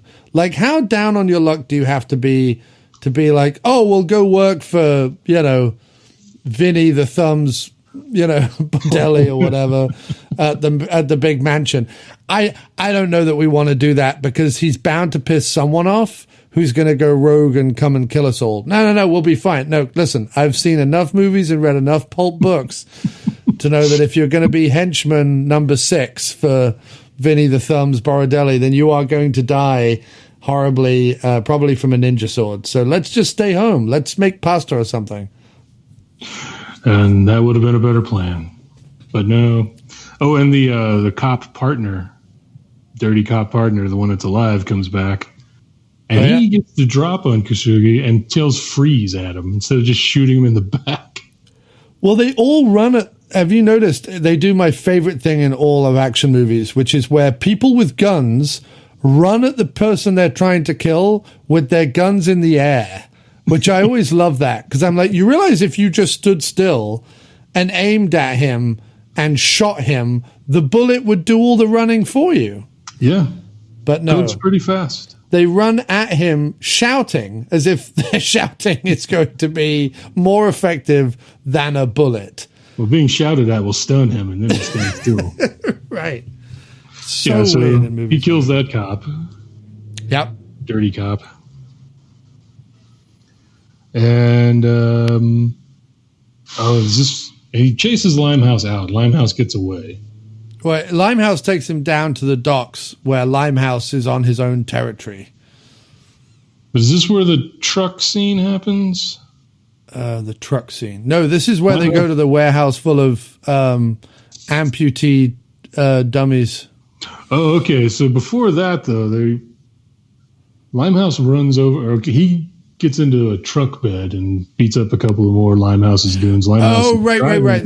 This is when it goes from day to night very quickly, and suddenly Sho Kosugi is hanging on the side of the truck. We also forgot to mention that the two guys who ran over his wife and son earlier in the film, when Sho Kosugi chases them, the most hilarious thing happens, which is when Sho Kosugi jumps off the back of his pickup, and the guy driving the pickup turns around to look and goes, "Oh no, I'm about to crash." He crashes into a parked car, which causes 7 cars to explode. Just crashing at 30 miles an hour into a parked car will cause all cars in the 80s to explode. It is fact, Doug. It was really funny. Yeah. Can't believe I forgot to mention that. I wrote it down. Oh, it's so good. The big chubby guy who's so clearly a stuntman who doesn't speak English. Just an Italian stuntman. Yeah. But yeah, he goes, "Oh no," and then crashes into I expected him to crash into, I don't know, a big oil tanker or some barrels of whatever or something, but no, just a couple of parked cars. And as you know, in the 80s, Doug, they didn't have the safety requirements we have today. And a slight dent on your engine would cause it to combust instantly. And everyone's car had several cans of gasoline just in case. Right. Just in case it didn't go up the first time. Once the slight flame caught the gasoline cans, you would guaranteed an explosion. But the Limehouse tries to run over Sho Kosugi with a truck. Yes. And they do a pretty neat shot where they're clearly they shot the film in a sped up speed. Yeah. But Kosugi drops to the ground and the truck drives over him. And then Limehouse keeps going, and what you said happened. It switches from day to night while he's under the truck. Yeah. That's a long time to hang on to the underside of a truck. Also, they're driving to downtown Houston Angeles at this point. Yes. Because they have to get to the docks. And then there's just some more fighting that happens. Well, they go to the warehouse full of all the dummies. It's like a bunch of mannequins. Yeah. Which is reminiscent of the end of the Jean-Claude Van Damme one with that's set in New Orleans. Hard Target. Hard Target, yeah, that's right. With Lance Henriksen. What I love is when in the 80s and 90s they had to pair regular actors off with martial artists and try and make it an equal fight. The same thing happens in Pray for Death, where hulking James Booth gets to fight Sho Kosugi and weirdly is like winning, which is super weird and disappointing. Yeah, he's really hard to kill for a ninja, even though he's just a big gangly guy. Yeah. Well, he's not the ninja in this one. In Revenge of the Ninja, they try and like make out everyone is a ninja. Oh, okay. That like the bad guy in Revenge of the Ninja, they're like, he lived in Japan for 25 years. Well, that clearly makes you a ninja then. It's like... Yeah, no. James Booth, Limehouse Willie, is just a psychopath. Yeah, he's just a huge hulking Frankenstein. But he's so big, he'd be so easy to hit. Right. With also, any of your pins and needles that you carry as a ninja. As much as I love Ninja versus Chainsaw, it's a great, great sequence. Yeah. It's ridiculous how he would have completely and utterly cut Sho Kosugi's face in half, and yet for some reason doesn't, even though he has the reach and a large weapon with a motor. Like, and by this point, he stabbed Sho Kosugi in the leg with a broken stick. And for the rest of the fight, his one move is to grab the stick that's still hanging out of his leg and twist it about a bit. Like, that's his move. Kosugi never learns to guard that part of his body. Right. Well, I don't know, pull the stick out and wrap it up or something. He does wrap it at one point. Well, he applies a tourniquet, I think. Yeah, that's right. But he doesn't, I don't know, or use ninja magic or something. Like, I don't know, do a belly dancing trick to disarm him and then slice his head off or something. Something like that would have been good. Maybe he has said he is going to make him pray for death. Yeah. There's one nice sequence in their fight where Kosugi has a sword and he has a fire axe, Limehouse Willie. Yes. And he uses the axe to at one point break the sword in half. So Sho Kosugi uses the broken half of the sword to chop the head off of the axe. Yes. He should have just stabbed him in the gut with the broken sword, but no. You know. No, that wouldn't have been a sufficient enough castration metaphor there, Doug, so everyone had to have their tip sliced off. Yeah, because they're going to be singing soprano in heaven. Yeah, maybe it was a sly circumcision commentary, I don't know. Sly. This movie? I don't know. Yeah, so they're fighting through all these broken mannequins. That's pretty cool. I like that part. Just gives a sense of that they could be hiding somewhere and you really wouldn't be able to see them. Yeah, except again, like James Booth Limehouse is being more ninja-like than Sho. I think he just appears out of nowhere like, Jason Voorhees or something. I think he's a monster. So, I mean, basically the film ends. There's the scene in the graveyard where the cop's like, "You get away with it all." We haven't gotten to the end of Limehouse Willie. Oh, right. Okay, yeah, just explain how he dies. There's also the scene where Sho Kosugi very slowly removes his mask. Oh, he chains Limehouse Willie. Oh, no, he pins him to a conveyor belt. It's one of those old log saws, Well, he's using his nunchucks that have hidden blades in them. Oh, that's what that was, yes. And he stabs him through the hand, and he stabs him through the foot or the leg or something. I think both his hands as well. And then both of his hands. Maybe he ties his leg. I think he ties his leg. Okay, I thought he stabbed. No, you stabbed both hands. You're right.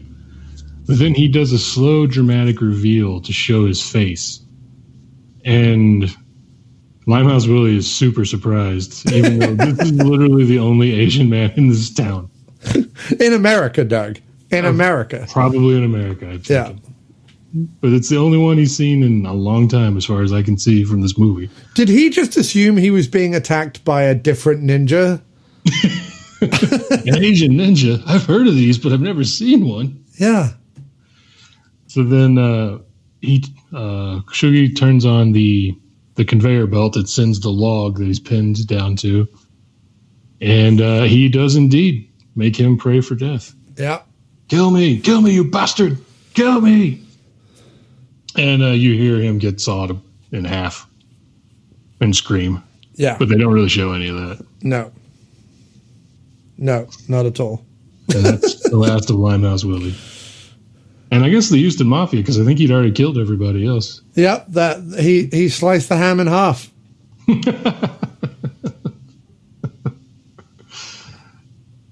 Today's headline in the hat. Ham sliced in half.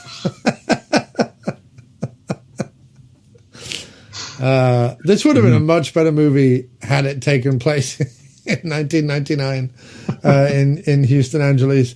And Limehouse really was just some kind of crazy mutant. Yeah, just some crazy mutant guy, like some crazy trauma mutant thing. And now we go to the graveyard, as you say, where Sho Kosugi is telling his kids that they're going to stay because that way their mom will never get lonely in America. In the graveyard because she's dead. It's what she would have wanted. She didn't want you to be safe, happy, idyllic. She wanted you to have to fight your way out of a gas station bathroom or fight your way out of a bodega, fight your way out of a supermarket, fight your way through school. She wanted you to taste it on the rough streets of Houston, Angeles the rest of your life. She wanted you to basically live in the video game Bad Dudes. Yeah. I love how, like, the kid is like, "Are we going back to Japan now, Daddy?" Because you can tell inside he's being, please say we're going back to Japan. Where exactly no one tried to kill us. Zero people. Now it's every day. Yeah. To which Sho Kosugi is like, "Speak for yourself. My own brother tried to kill me in Japan. You just don't know about it." And that's when the police chief shows up, right? Yeah, the guy who's done literally bum kiss the whole movie. He should have been shaving at the gravesite. He should have been shaving in like every scene. Like he should have been shaving in the hospital when Sho Kosugi gave that impassioned speech. That would have been amazing. This is a good speech. Hang on. I want to look good while you deliver it. Each time he's shaving with like a different implement. Like 1 minute he's shaving with the electric razor, then he's got a Bic. At last he's got like a straight razor. That would have been amazing. And he starts to talk about, allegedly, there's a ninja. Well, because what's hilarious about this is that at no point does the audience think, I wonder if Sho will get away with this. Like they just assume good guy versus bad guy dead, film over.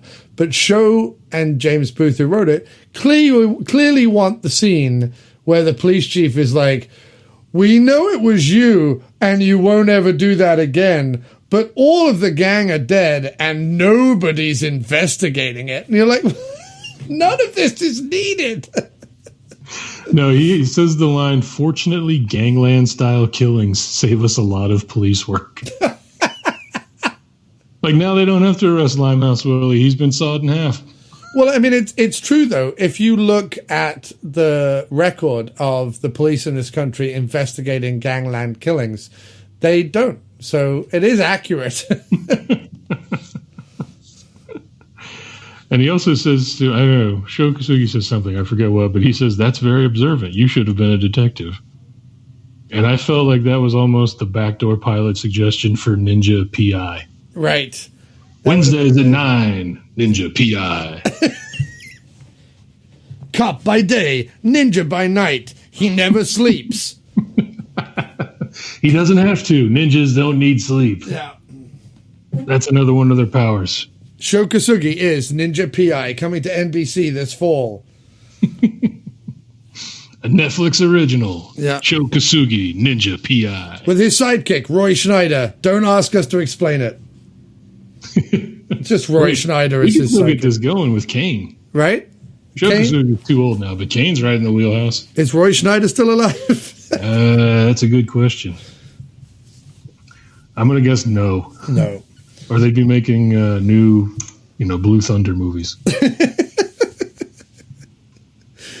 Either that, or it could have been like Sho Kosugi and Brian Dennehy. He's alive.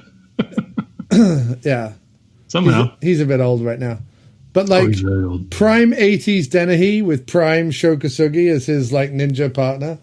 That would have been amazing. Roy Scheider passed away in 2008, so damn it. Yeah, we were so close, but still so far away. So final feelings on Pray for Death. It's fun. It's got enough going on.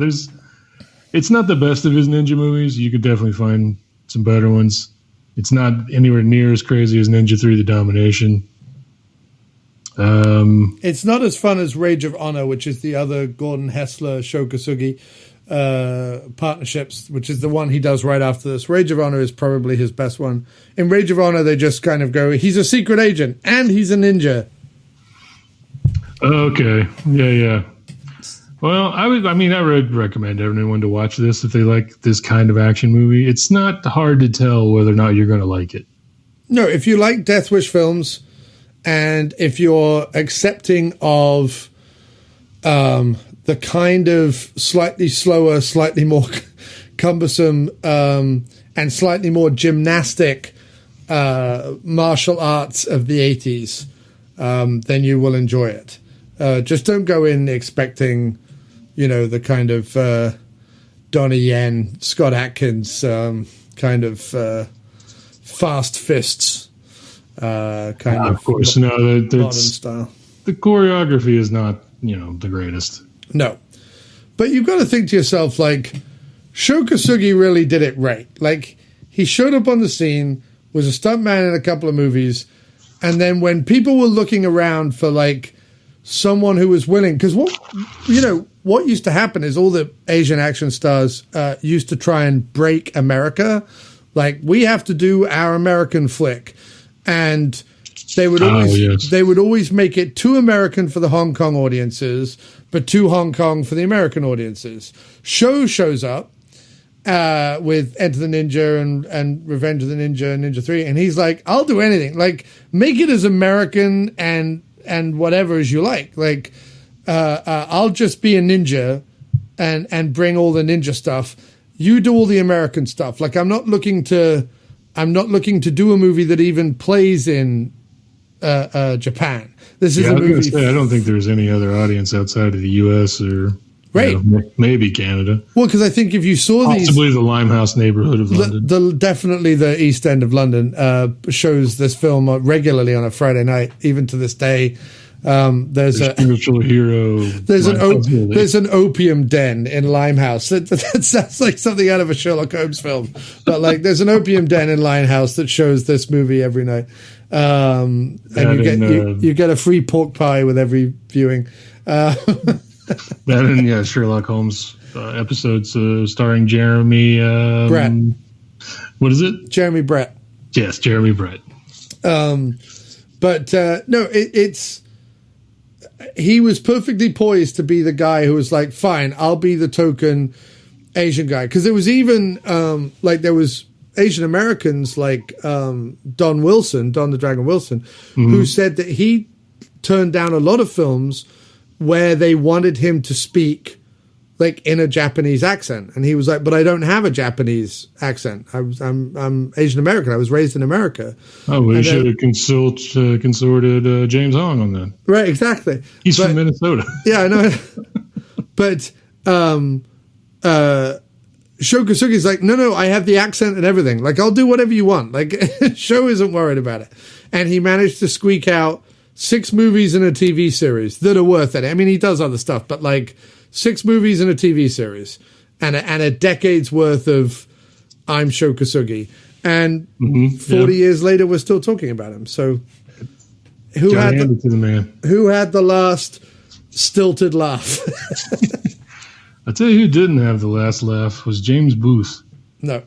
I'm looking at his IMDb, and in 1980, he was in The Jazz Singer, a movie in which Neil Diamond performs in blackface. Yep. In 1980. Yep. And the following year, he was Velasquez in Zorro the Gay Blade. Yep. Which I recently watched again on YouTube because I heard it was in Joker. Oh, really? And I was like, oh, wow, I hadn't thought about that in forever. And it is bad. Yeah. No, it's not good. But he also has one of the weirdest, like, careers, James Booth. And I just don't understand how... I mean, yes, Sho had done 4 ninja movies before this with diminishing returns. But did James Booth watch that and be like, my last-ditch effort to stay relevant in Hollywood will be to write a ninja movie? Apparently so, because he writes and performs in this one.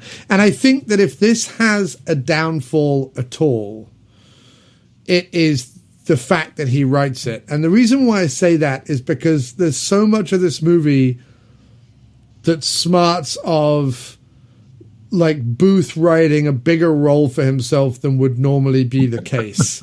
You know what I mean? I want to say maybe he was like a package deal for these guys. Like, hey, if I get to be the bad guy, I'll write them the movie. Yeah. I think they got out of... This is Golden Globus, right? No, it's not. No, it's... okay. This is... what's it called? I was just looking at it earlier. Trans World Entertainment, I think. Oh, okay. I think they got out of paying somebody.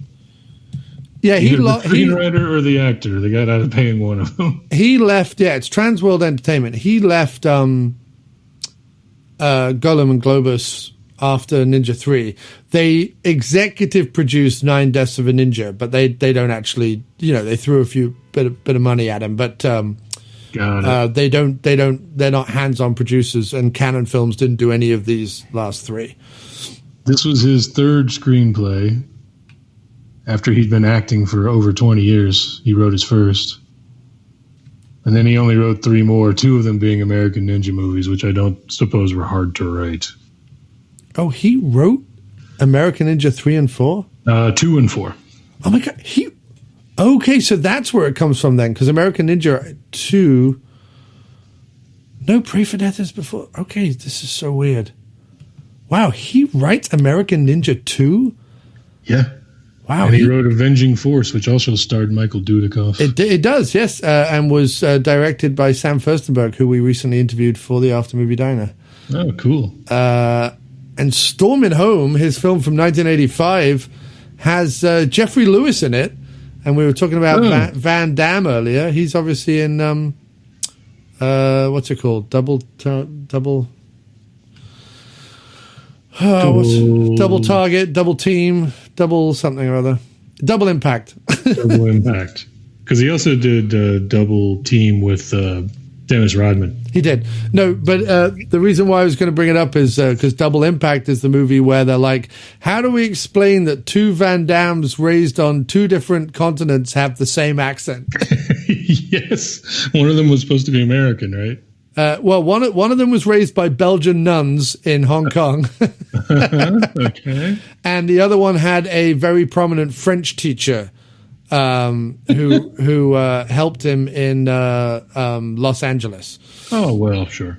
So, sure, that'll rub off on your child. That's how accents develop. By, occasionally talking to one person. So I haven't seen American Ninja 4 in a long time, but I have to assume that Mulgrew, the villain James Booth plays in that, is probably similar to this one. He's probably in it way more than the leads are in it. Yeah, I would guess he's probably not, no, he's not a real deep writer. No. American Ninja 4, yeah. But apparently if you're a washed-up British actor who once was in Zulu with Michael Caine, you can write ninja movies in the 80s. Apparently that's a thing you can do. And who wouldn't pay to see that? Yeah, his resume is just so fucking weird, isn't it? It's very dense. It clearly goes back to England in 1956. He was uncredited. It says he played bit role. Yeah. Well, that's bit roll, like literally bit roll. Yeah. So his first name is Bit, his last name is Roll. If you look at the credits, there's like Alan Roll, Jeff Roll, Bob Roll, and he was Bit Roll. Walk on roll. Yeah, Non-speaking roll. Ham roll. Sausage roll again. Yeah, sausage roll. Okay, well, that's Pray for Death, huh? It was. That was. I mean, I'm going to look at it right now, and I'm going to give you of the 6 Sho Kosugi movies. I'm talking the Canon trilogy, and then this other ramshackle trilogy that he does. I'm going to order them in order of preference. I'm going to go Rage of Honor first. Because that's probably my favorite, like, solo leading show role. While Ninja 3 is certainly more fun, I feel like number 1 on my list has to be a Sho Kosugi starring film. So I'm going to go Rage of Honor first, then Ninja 3 The Domination, then Revenge of the Ninja, then 9 Deaths of a Ninja, then this one, Pray for Death, and then Enter the Ninja. That's my order of those 6 movies. Okay, well, I'm going to enter, let's see, my favorite of his films is The Godfather Part 2, where he played passerby in coat with cap pulled down. which totally, by the way, right, he's uncredited and he has his cap pulled down. I feel like he's just claiming that. I feel like anyone could just claim that. Oh, I was in Godfather 2. Oh, you were? Yes, I'm the passerby with my cap pulled down. How can we tell it's you? You can't. My cap is pulled all the way down. And I'm uncredited. Follow that with The Bad News Bears Go to Japan, where he played kata demonstrator, uncredited. Yeah. And then Bruce Lee Fights Back from the Grave, where he plays Suzuki, uncredited. You like all his uncredited roles? I think he's one of our greatest uncredited actors. Oh, and then Tenchu, a video game where he was a voice and also uncredited. Wow. The Bad News Bears Go to Japan. Who would have guessed that? I did not expect to see The Godfather Part 2 on this list. No. Or that Tony Curtis did Bad News Bears, went to Japan. My God, there's a lot of Bad News Bears movies. I had no idea. There's the first 2 and the remake. Is there more? Yep, Bad News Bears in Breaking Training. Okay. And then Bad News Bears Go to Japan. And then the Bad News Bears, the original. And then... And Jackie Earle Haley, by the way, is in all of them. Tony Curtis took over for Walter Matthau, huh? Yeah. Yeah. That's crazy.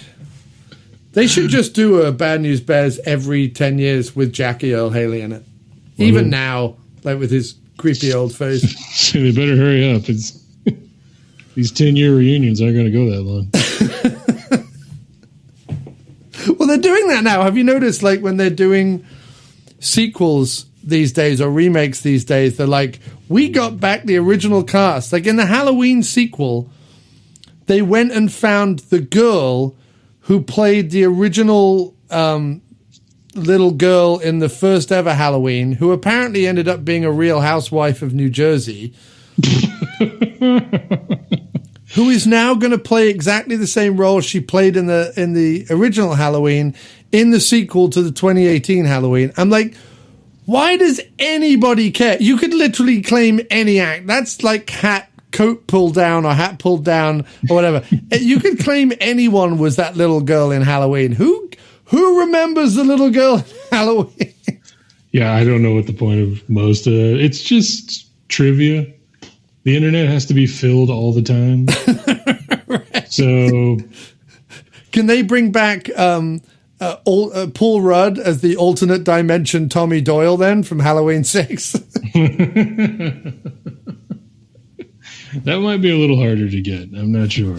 Also, I love this whole thing with the Halloween franchise where they did Halloween 2018 where they completely forgot all the other sequels. They were like, we're just going to start again with Halloween 2018 as if it's 40 years later. So I'm like, so basically you're redoing H2O then, which did exactly that, kind of retconned the last 3 sequels and just went, so you're now doing H2O, so you're making that.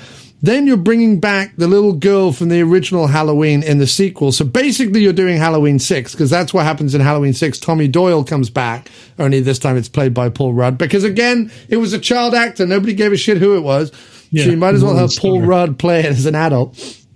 Right, so you're now doing that as the remake of the sequel. I wouldn't be surprised if Halloween 2022 or whatever, the third sequel that they're doing, doesn't remake Halloween 3 and doesn't even have Jamie Lee Curtis or Michael Myers in it at all, just to piss off a whole new generation of people. The new Halloween, Season of the Witch. Right? They should oh my God. If Halloween 2018 and Halloween 2020 turn out to be like a massive lead up to the world's biggest trolling of horror fans, that would be incredible. Like if they were like, oh my God, I can't believe Jamie Lee Curtis is back. They've got the little girl from the first one. They're bringing back all these people. They're doing new sequels to Halloween. Oh my God, I'm so happy. And then like the third sequel they do, they're like, Michael Myers and Jamie Lee Curtis aren't even in it. We've remade Season of the Witch.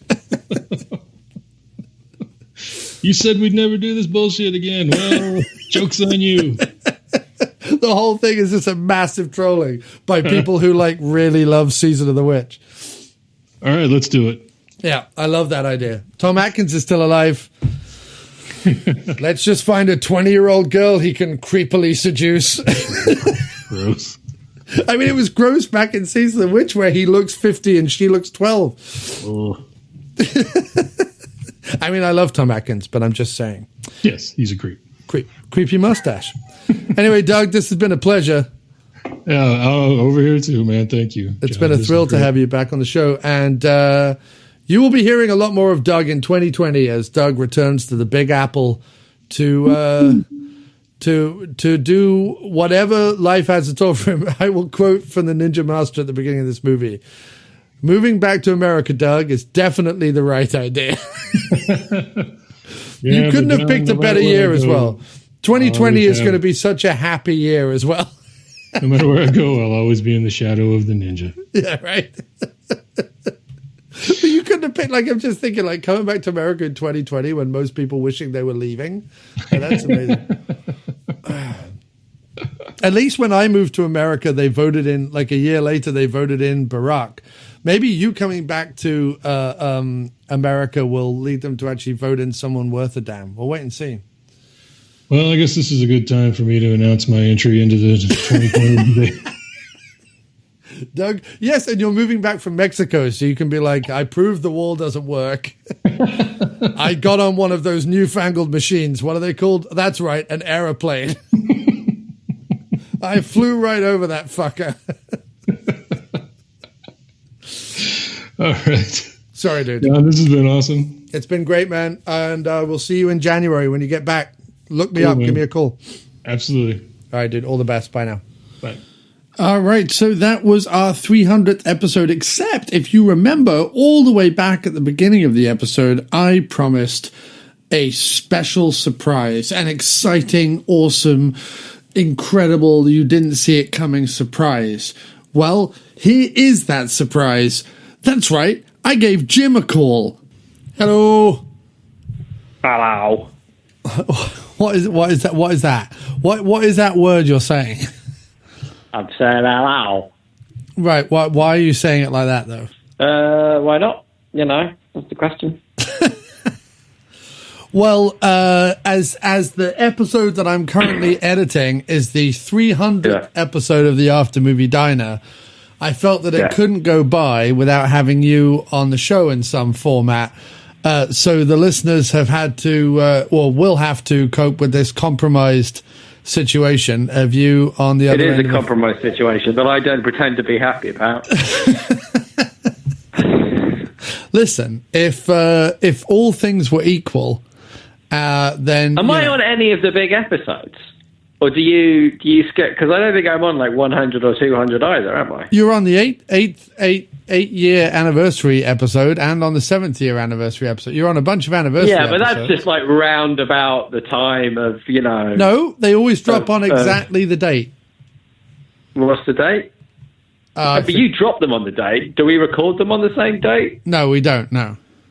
Yeah, see, that's my point, right? But the actual hundreds, the big episodes, the one that you give the real push to, no, conveniently, I'm never on them. I give the push to the anniversary episodes.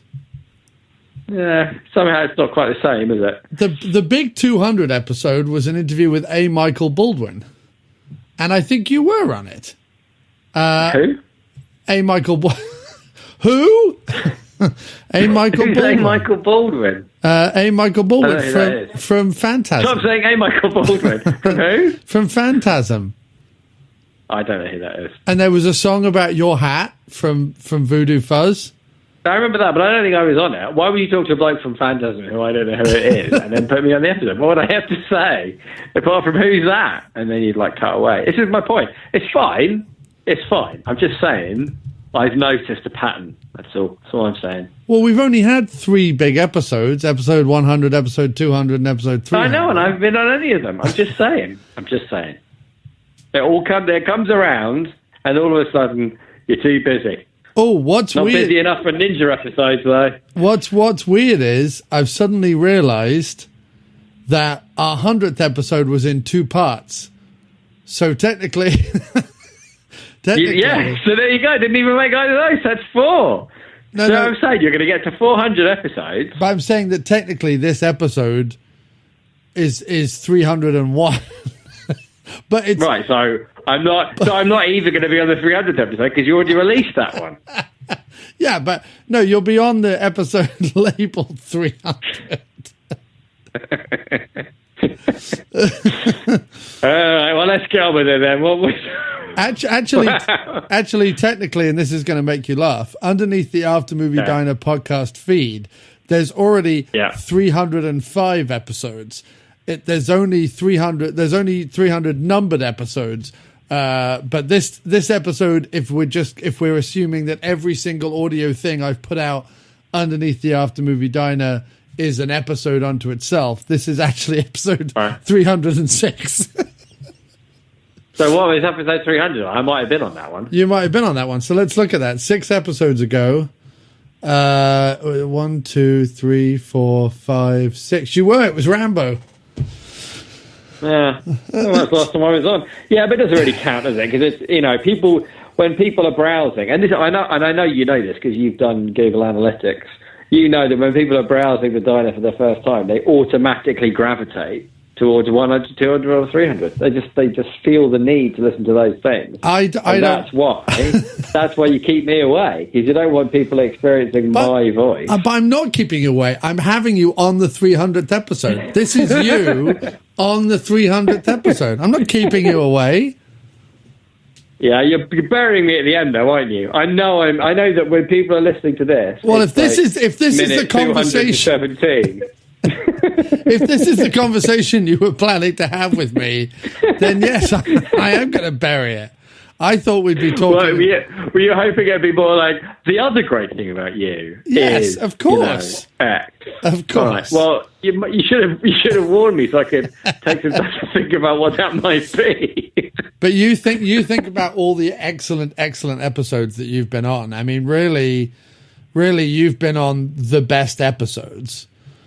I'd say that's probably true, yeah. I mean, certainly as far as I'm concerned. As far as you're concerned, you're on the best episodes. As far as everyone else is concerned, they really like the New Year's Eve episodes that you're not on. I know, I do know this, by the way. I do know that the most popular episodes are the ones that I'm not on. They really like the episodes, as you said. They really gravitate towards episode 100 and episode 200. I don't know that that's true. I know. I'm joking about that. I don't know that that's true. Okay. Let's go to the stats and see what the stats say about your assumption that people only listen to the. Yeah, all right. Yeah. Like, what is the most popular episode of the After Movie Diner of all time? It's the Blade Runner one. All right. Well, the ones that people did listen to by mistake. You think they listened to that by mistake?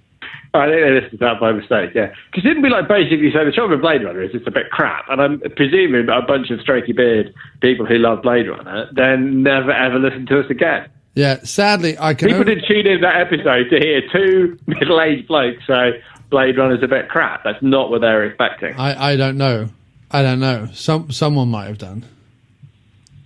Just no one we know. Let's. I'm looking up. I'm pulling up the information from the last year, because that's the last year that we've been on. It's not letting me find out. Is that's the most recent time? That's true. Yeah. Wow. October was very popular. Dave wasn't on that one. You were on some of the October episodes. I think you said Cobra. No, not Cobra. Well, I'm assuming you've covered Cobra at one point. No, never covered a Cobra, I don't think. I don't know how to find out what the most popular episodes are. How do you not know that? Aren't you didn't you just complete a course in Google What's Popular? Google What's Popular.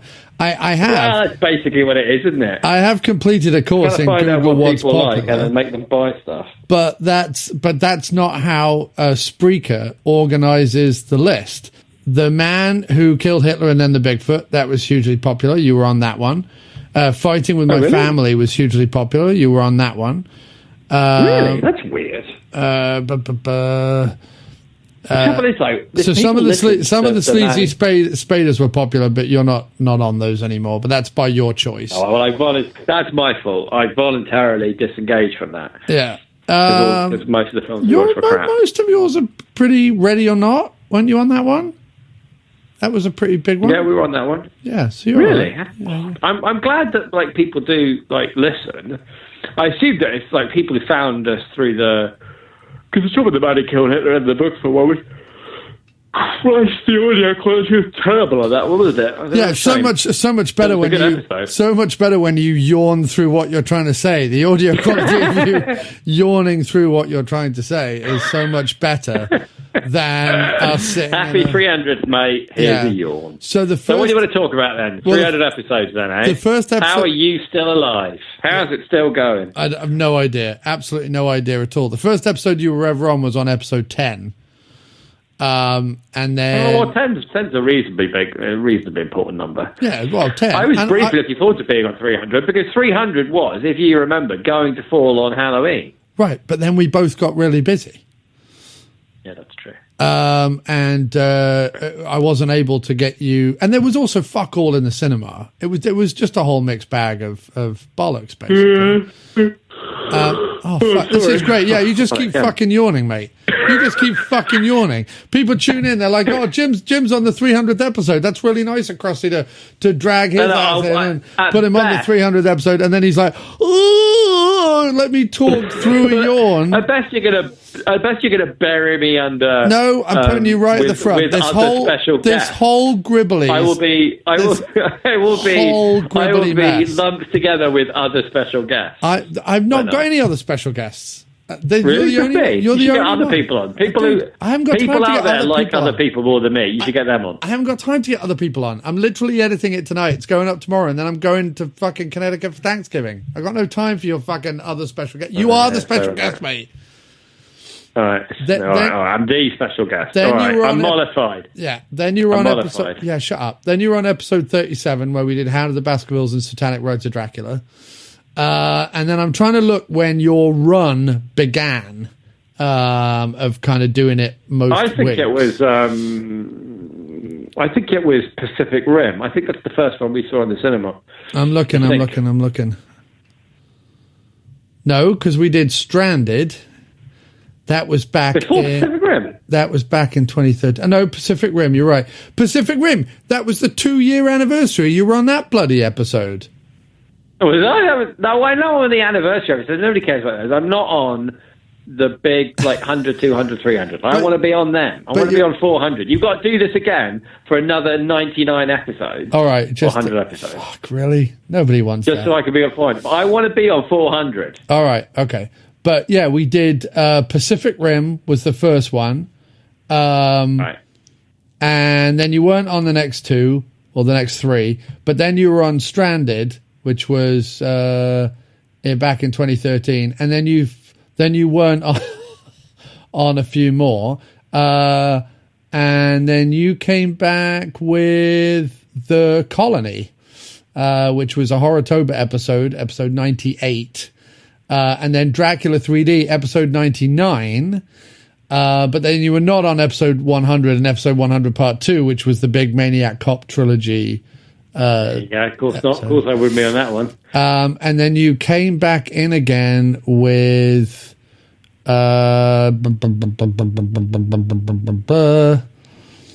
few episodes. Well, you didn't come back again till 2014 with 3 Days to Kill in February of 2014. And since then, we've pretty much done it almost every week, I think. Well, that's pretty good then. No, I'm wrong. There was another huge, great section where you weren't on it. And then I'm trying to find the one where it started with you and then it continued with you. Do you know what I mean? So yeah, I think it's probably that one. I think there's just times when I'm not around. You were on the Brit Horror Double Bill. You lose interest in me. You're on the Brit Horror Double Bill. And then you were on the 3rd anniversary show for Lucy. You're on all the anniversary shows, mate. You're on all of the anniversary shows. That's what you're on. That's your Yeah, I claim know. to But fame. anything you plan, the anniversary shows happen to, by chance, fall on the anniversary. And you remember as we go to the cinema, yeah, this must be the anniversary show. But every time you've got a big 100, 200, let's hit them with the Maniac Cop trilogy, or what are you doing? Ninjas or whatever this time. Anytime you sit down and plan, what do I want a great episode to look like? Right. But that's not what I did this time. The answer is but that's not me. But that's not what I did this time.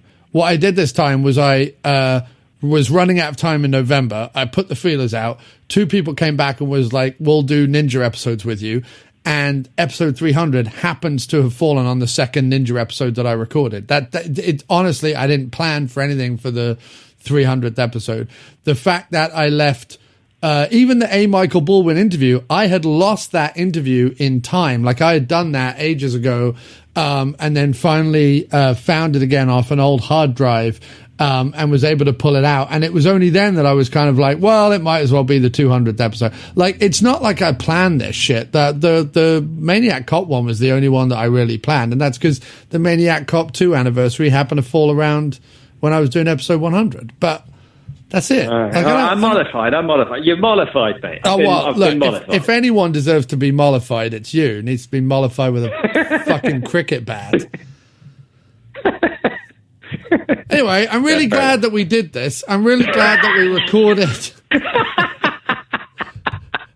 recorded for the 300th episode 15 minutes of your bollocks. 15 minutes of... So you are going to stick this on at the end. You're going to stick this on a minute I'm number sticking it on 117. right at the beginning so that everyone turns off and no one listens to this episode. If anyone, I'm screwing over Doug, who hasn't been on the podcast for years. You need to. Years. Doug's a big noise. He's a big noise in Canada. You should definitely leave with Doug and bury me. Not Doug at the in end. Canada. Doug in Mexico was in Seattle, previously in New York. Different Doug Frye from Schlock Treatment hasn't been on the podcast in years. It's his big return to the podcast, and to Well, I've ruined it. I've ruined it. To precursor him, we've got to listen to your flappy gums Well, don't going put me on. in the beginning. Never put me in the beginning. I'm putting Always you put right. me at the I know. end. I'm putting you right at the beginning. Don't put me in the beginning. I'm putting you. Well, but say something nice then. You put me at the end if I say something nice. No, I'll put you at the beginning if you say something nice. Well, I don't want to be at the beginning. I want to be at the end. You want to be at the end. How do I get at the end? How do I get at the end? Stick me on the end. You want to be at the end. Maybe on bonus content. Yeah, I did, yeah. I wanted to put you at the beginning. No, put me at the end. Make me bonus content. Because people like get 3/4 of the way to the Ninja episode, go, oh, that was nice. And then they'll press nobody pause wants to go our, make tea or whatever. nobody and wants then they'll our, never come back. Nobody wants our bonus content. That's what I'm saying. That's why you should stick with the end. And we're like, yeah, I guess I might get around to that one day. And then it'll never happen. I'll remain like Schrodinger's podcast guest. I might or might not exist because you never got to listen. Do you know what I mean? You're fine. You can do that with every time you do an extra like episode, you should say stick around at the end for a massive surprise or whatever. and then the people never get that. They'll never call you out, and it's just the massive surprise is like you wait 5 seconds of silence, and you go surprise like that, and then you end the podcast. Well, no, that's what I would do. Would that work? No, it doesn't work. No. Okay, all right, fair enough. Well, I'm no marketing genius, mate, as you know. Well, look, I'm not putting this rubbish at the beginning, so yeah, I'll stick you at the end. You can be bonus content or whatever you want to say. Well, do you want to? Should I say that I admire your tenacity? No, I don't want you to admire anything about me. Stop admiring things. It's a huge, huge one. For me to be involved in the podcast every week, or nearly every week. I enjoy it enormously. I enjoy bickering with you. I enjoy talking rubbish. This was all predicated off the darker corners of the menu. This was all predicated off Dr. Fuzz on Twitter. Although I was already thinking that I wanted to get you on the episode, but he was the one like, we love you. We love it when Bobcat Ball8 comes on and bickers with you. And then, well, yeah. So then you were just that's what you wanted. I thought that's why I'm giving the people what they want. What, giving the person what they want. The person, person, a person, the only one who's got any patience for my shenanigans. What he wants. Why wouldn't I? He's the only one who's got any patience for my shenanigans. Right. Well, there we Everybody go. Everybody else rolls their eyes when they hear my voice. Every time they hear the sound of a diner, I could hear like 100 eye rolls. You know what I mean? Oh God. Why can't he get Doug on, is what they're thinking. Well, and then you finally do. Yeah. They've just listened. There I am at the end. What I love is I've got to edit this now. I was hoping we could just do a quick phone call that wouldn't need editing. Do you want to do that? We can do that. Let's do that. Why don't you just like pretend like it's the beginning? No. And we'll do a quick phone call. No, this is it. This is what you've got. This is what you've given me. And this is what you've got. So just stick it out at the end, and then it looks like one of those episodes you do that will like never end, like one of those 5-hour episodes. And this could be the thing at the end, right? Yeah. Let's do that. Basically, well, there we go, sir. 300 episodes. Technically 306 episodes. But that's because the numbering scheme got a little wonky, and I did like a few bonus episodes along the way. Like there were 2 episodes where I did. Did you do bonus episodes? What were your bonus episodes? We did some Q&As from conventions and stuff that I went to that I put out as just like one-off things. This was before we had booth talk. Okay. So, and then there was the 100th episode is 2 episodes. Right. So yeah, so this isn't it. I mean, it's not even special really. And it's definitely not special now that you've wiped your scum all over it. Well, that, to be fair, is true of every podcast I guest on. Yeah. As soon as my voice happens, it is no longer special. People are dragged into the morass of mediocrity that is currently eating Western civilization alive.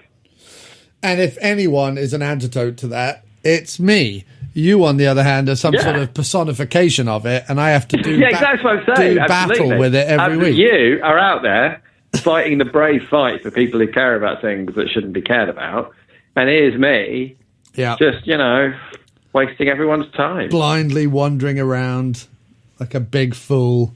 Stumbling into the wrong things on a menu and then eating them in front of my face. exactly. Liking the wrong things. Yeah. Oh, not liking the right things. It's a constant battle for you. Well, if you liked friends with me. If you liked ninja films, you would have been on this episode. Yeah, it's not I don't like ninja. I watched that one ninja film with you, and it was all right. What was it called again? Rage of Honor. Yeah, that was all right. Was it? I think it's because it's one of the best ninja films ever made. That's why. Well, yeah. See, I don't have a problem about ninja films. Well, ninja films are fine. Well, you could have spoken up. Been on this. Too late now, mate. Ninja-vember series. Yeah. Well, if there'd been a ninja film out of the cinema, I would have done it. Well, let's leave Ninja-vember with. Well, it's not even a whimper, is it? It's kind of like a slight. It's like that thing. Well, it's a whisper, isn't it? Like a ninja. Well, it's not. You don't want ninjas going there doing anything with a bang. You want ninjas doing like silently. You know when it's slipping silently into the night, as will. I don't know. As will this podcast. I think it's more like in the spirit of like a ninja. No, this podcast will disappear without making. I think it's like when it's cold outside, and you're not sick or anything, but you get one of those watery nostril emissions all over your upper lip. That's what this ending of this podcast is like. You are the watery nostril emission of podcasting. Well, only of this podcast. Only of this particular episode, yeah. Normally you're gold. No. Normally you're gold. Normally Jim Wallace spells GOLD. However, not this time around. This time around, Jim Wallace. This time around, it's spelled SNOT. Spelt yawn. Yawny, dribbly snot. And I wouldn't have it any other way, mate.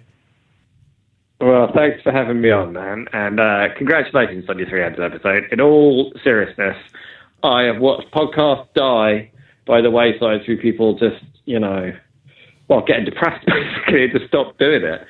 And your commitment to the diner and what it does for you and what you do for the people who listen to it is something that I admire and I'm very proud to be a part of.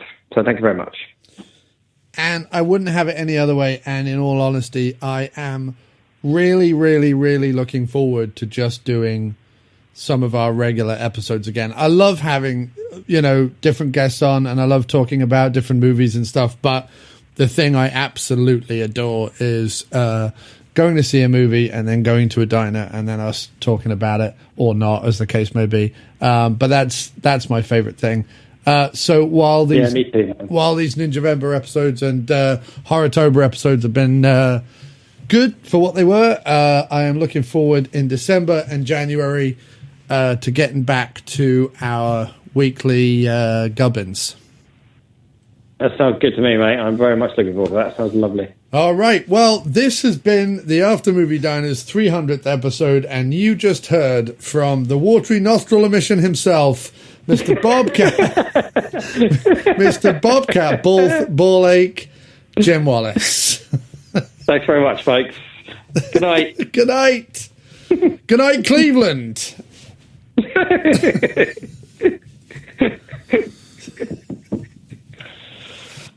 Surprise! Yes, there is more surprises. As if that wasn't surprising enough.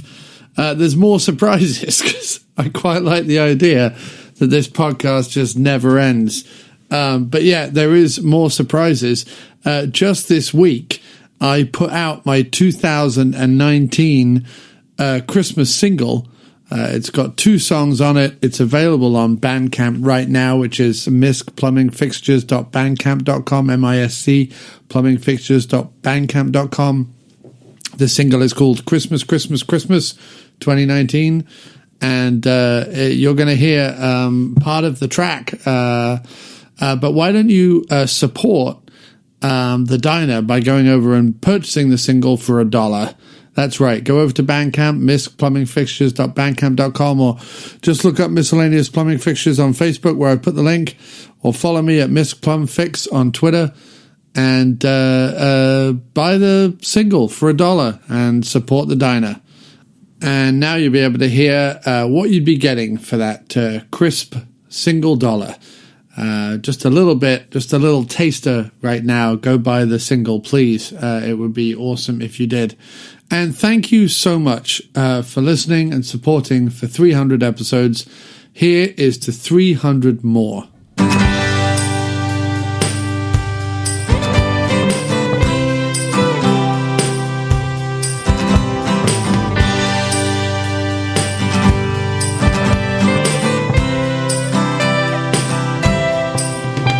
Mary steps into the kitchen, a vision Christmas morning. While we're in the living room, the tree we are adorning, the old Cadillac up on blocks in the front yard. But we will celebrate Christmas merry if times are good or if they're hard.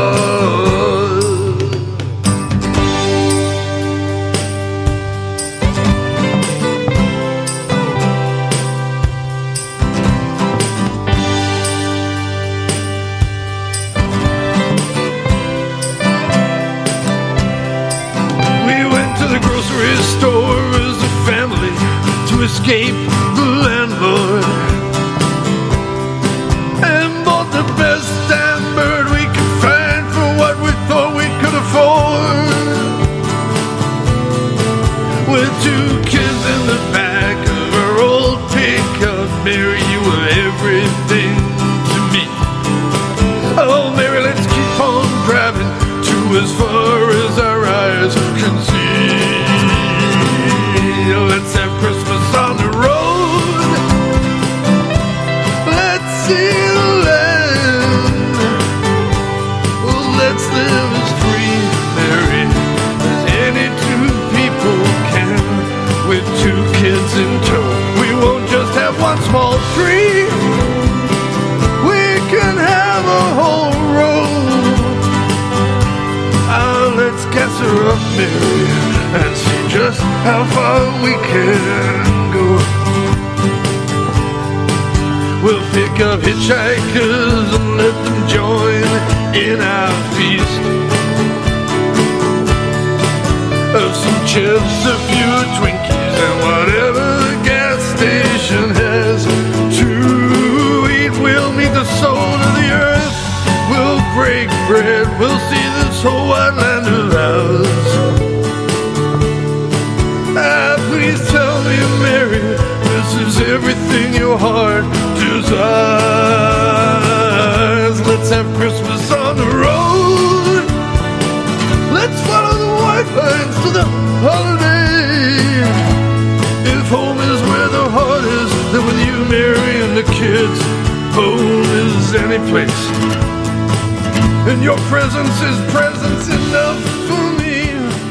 There's nothing better than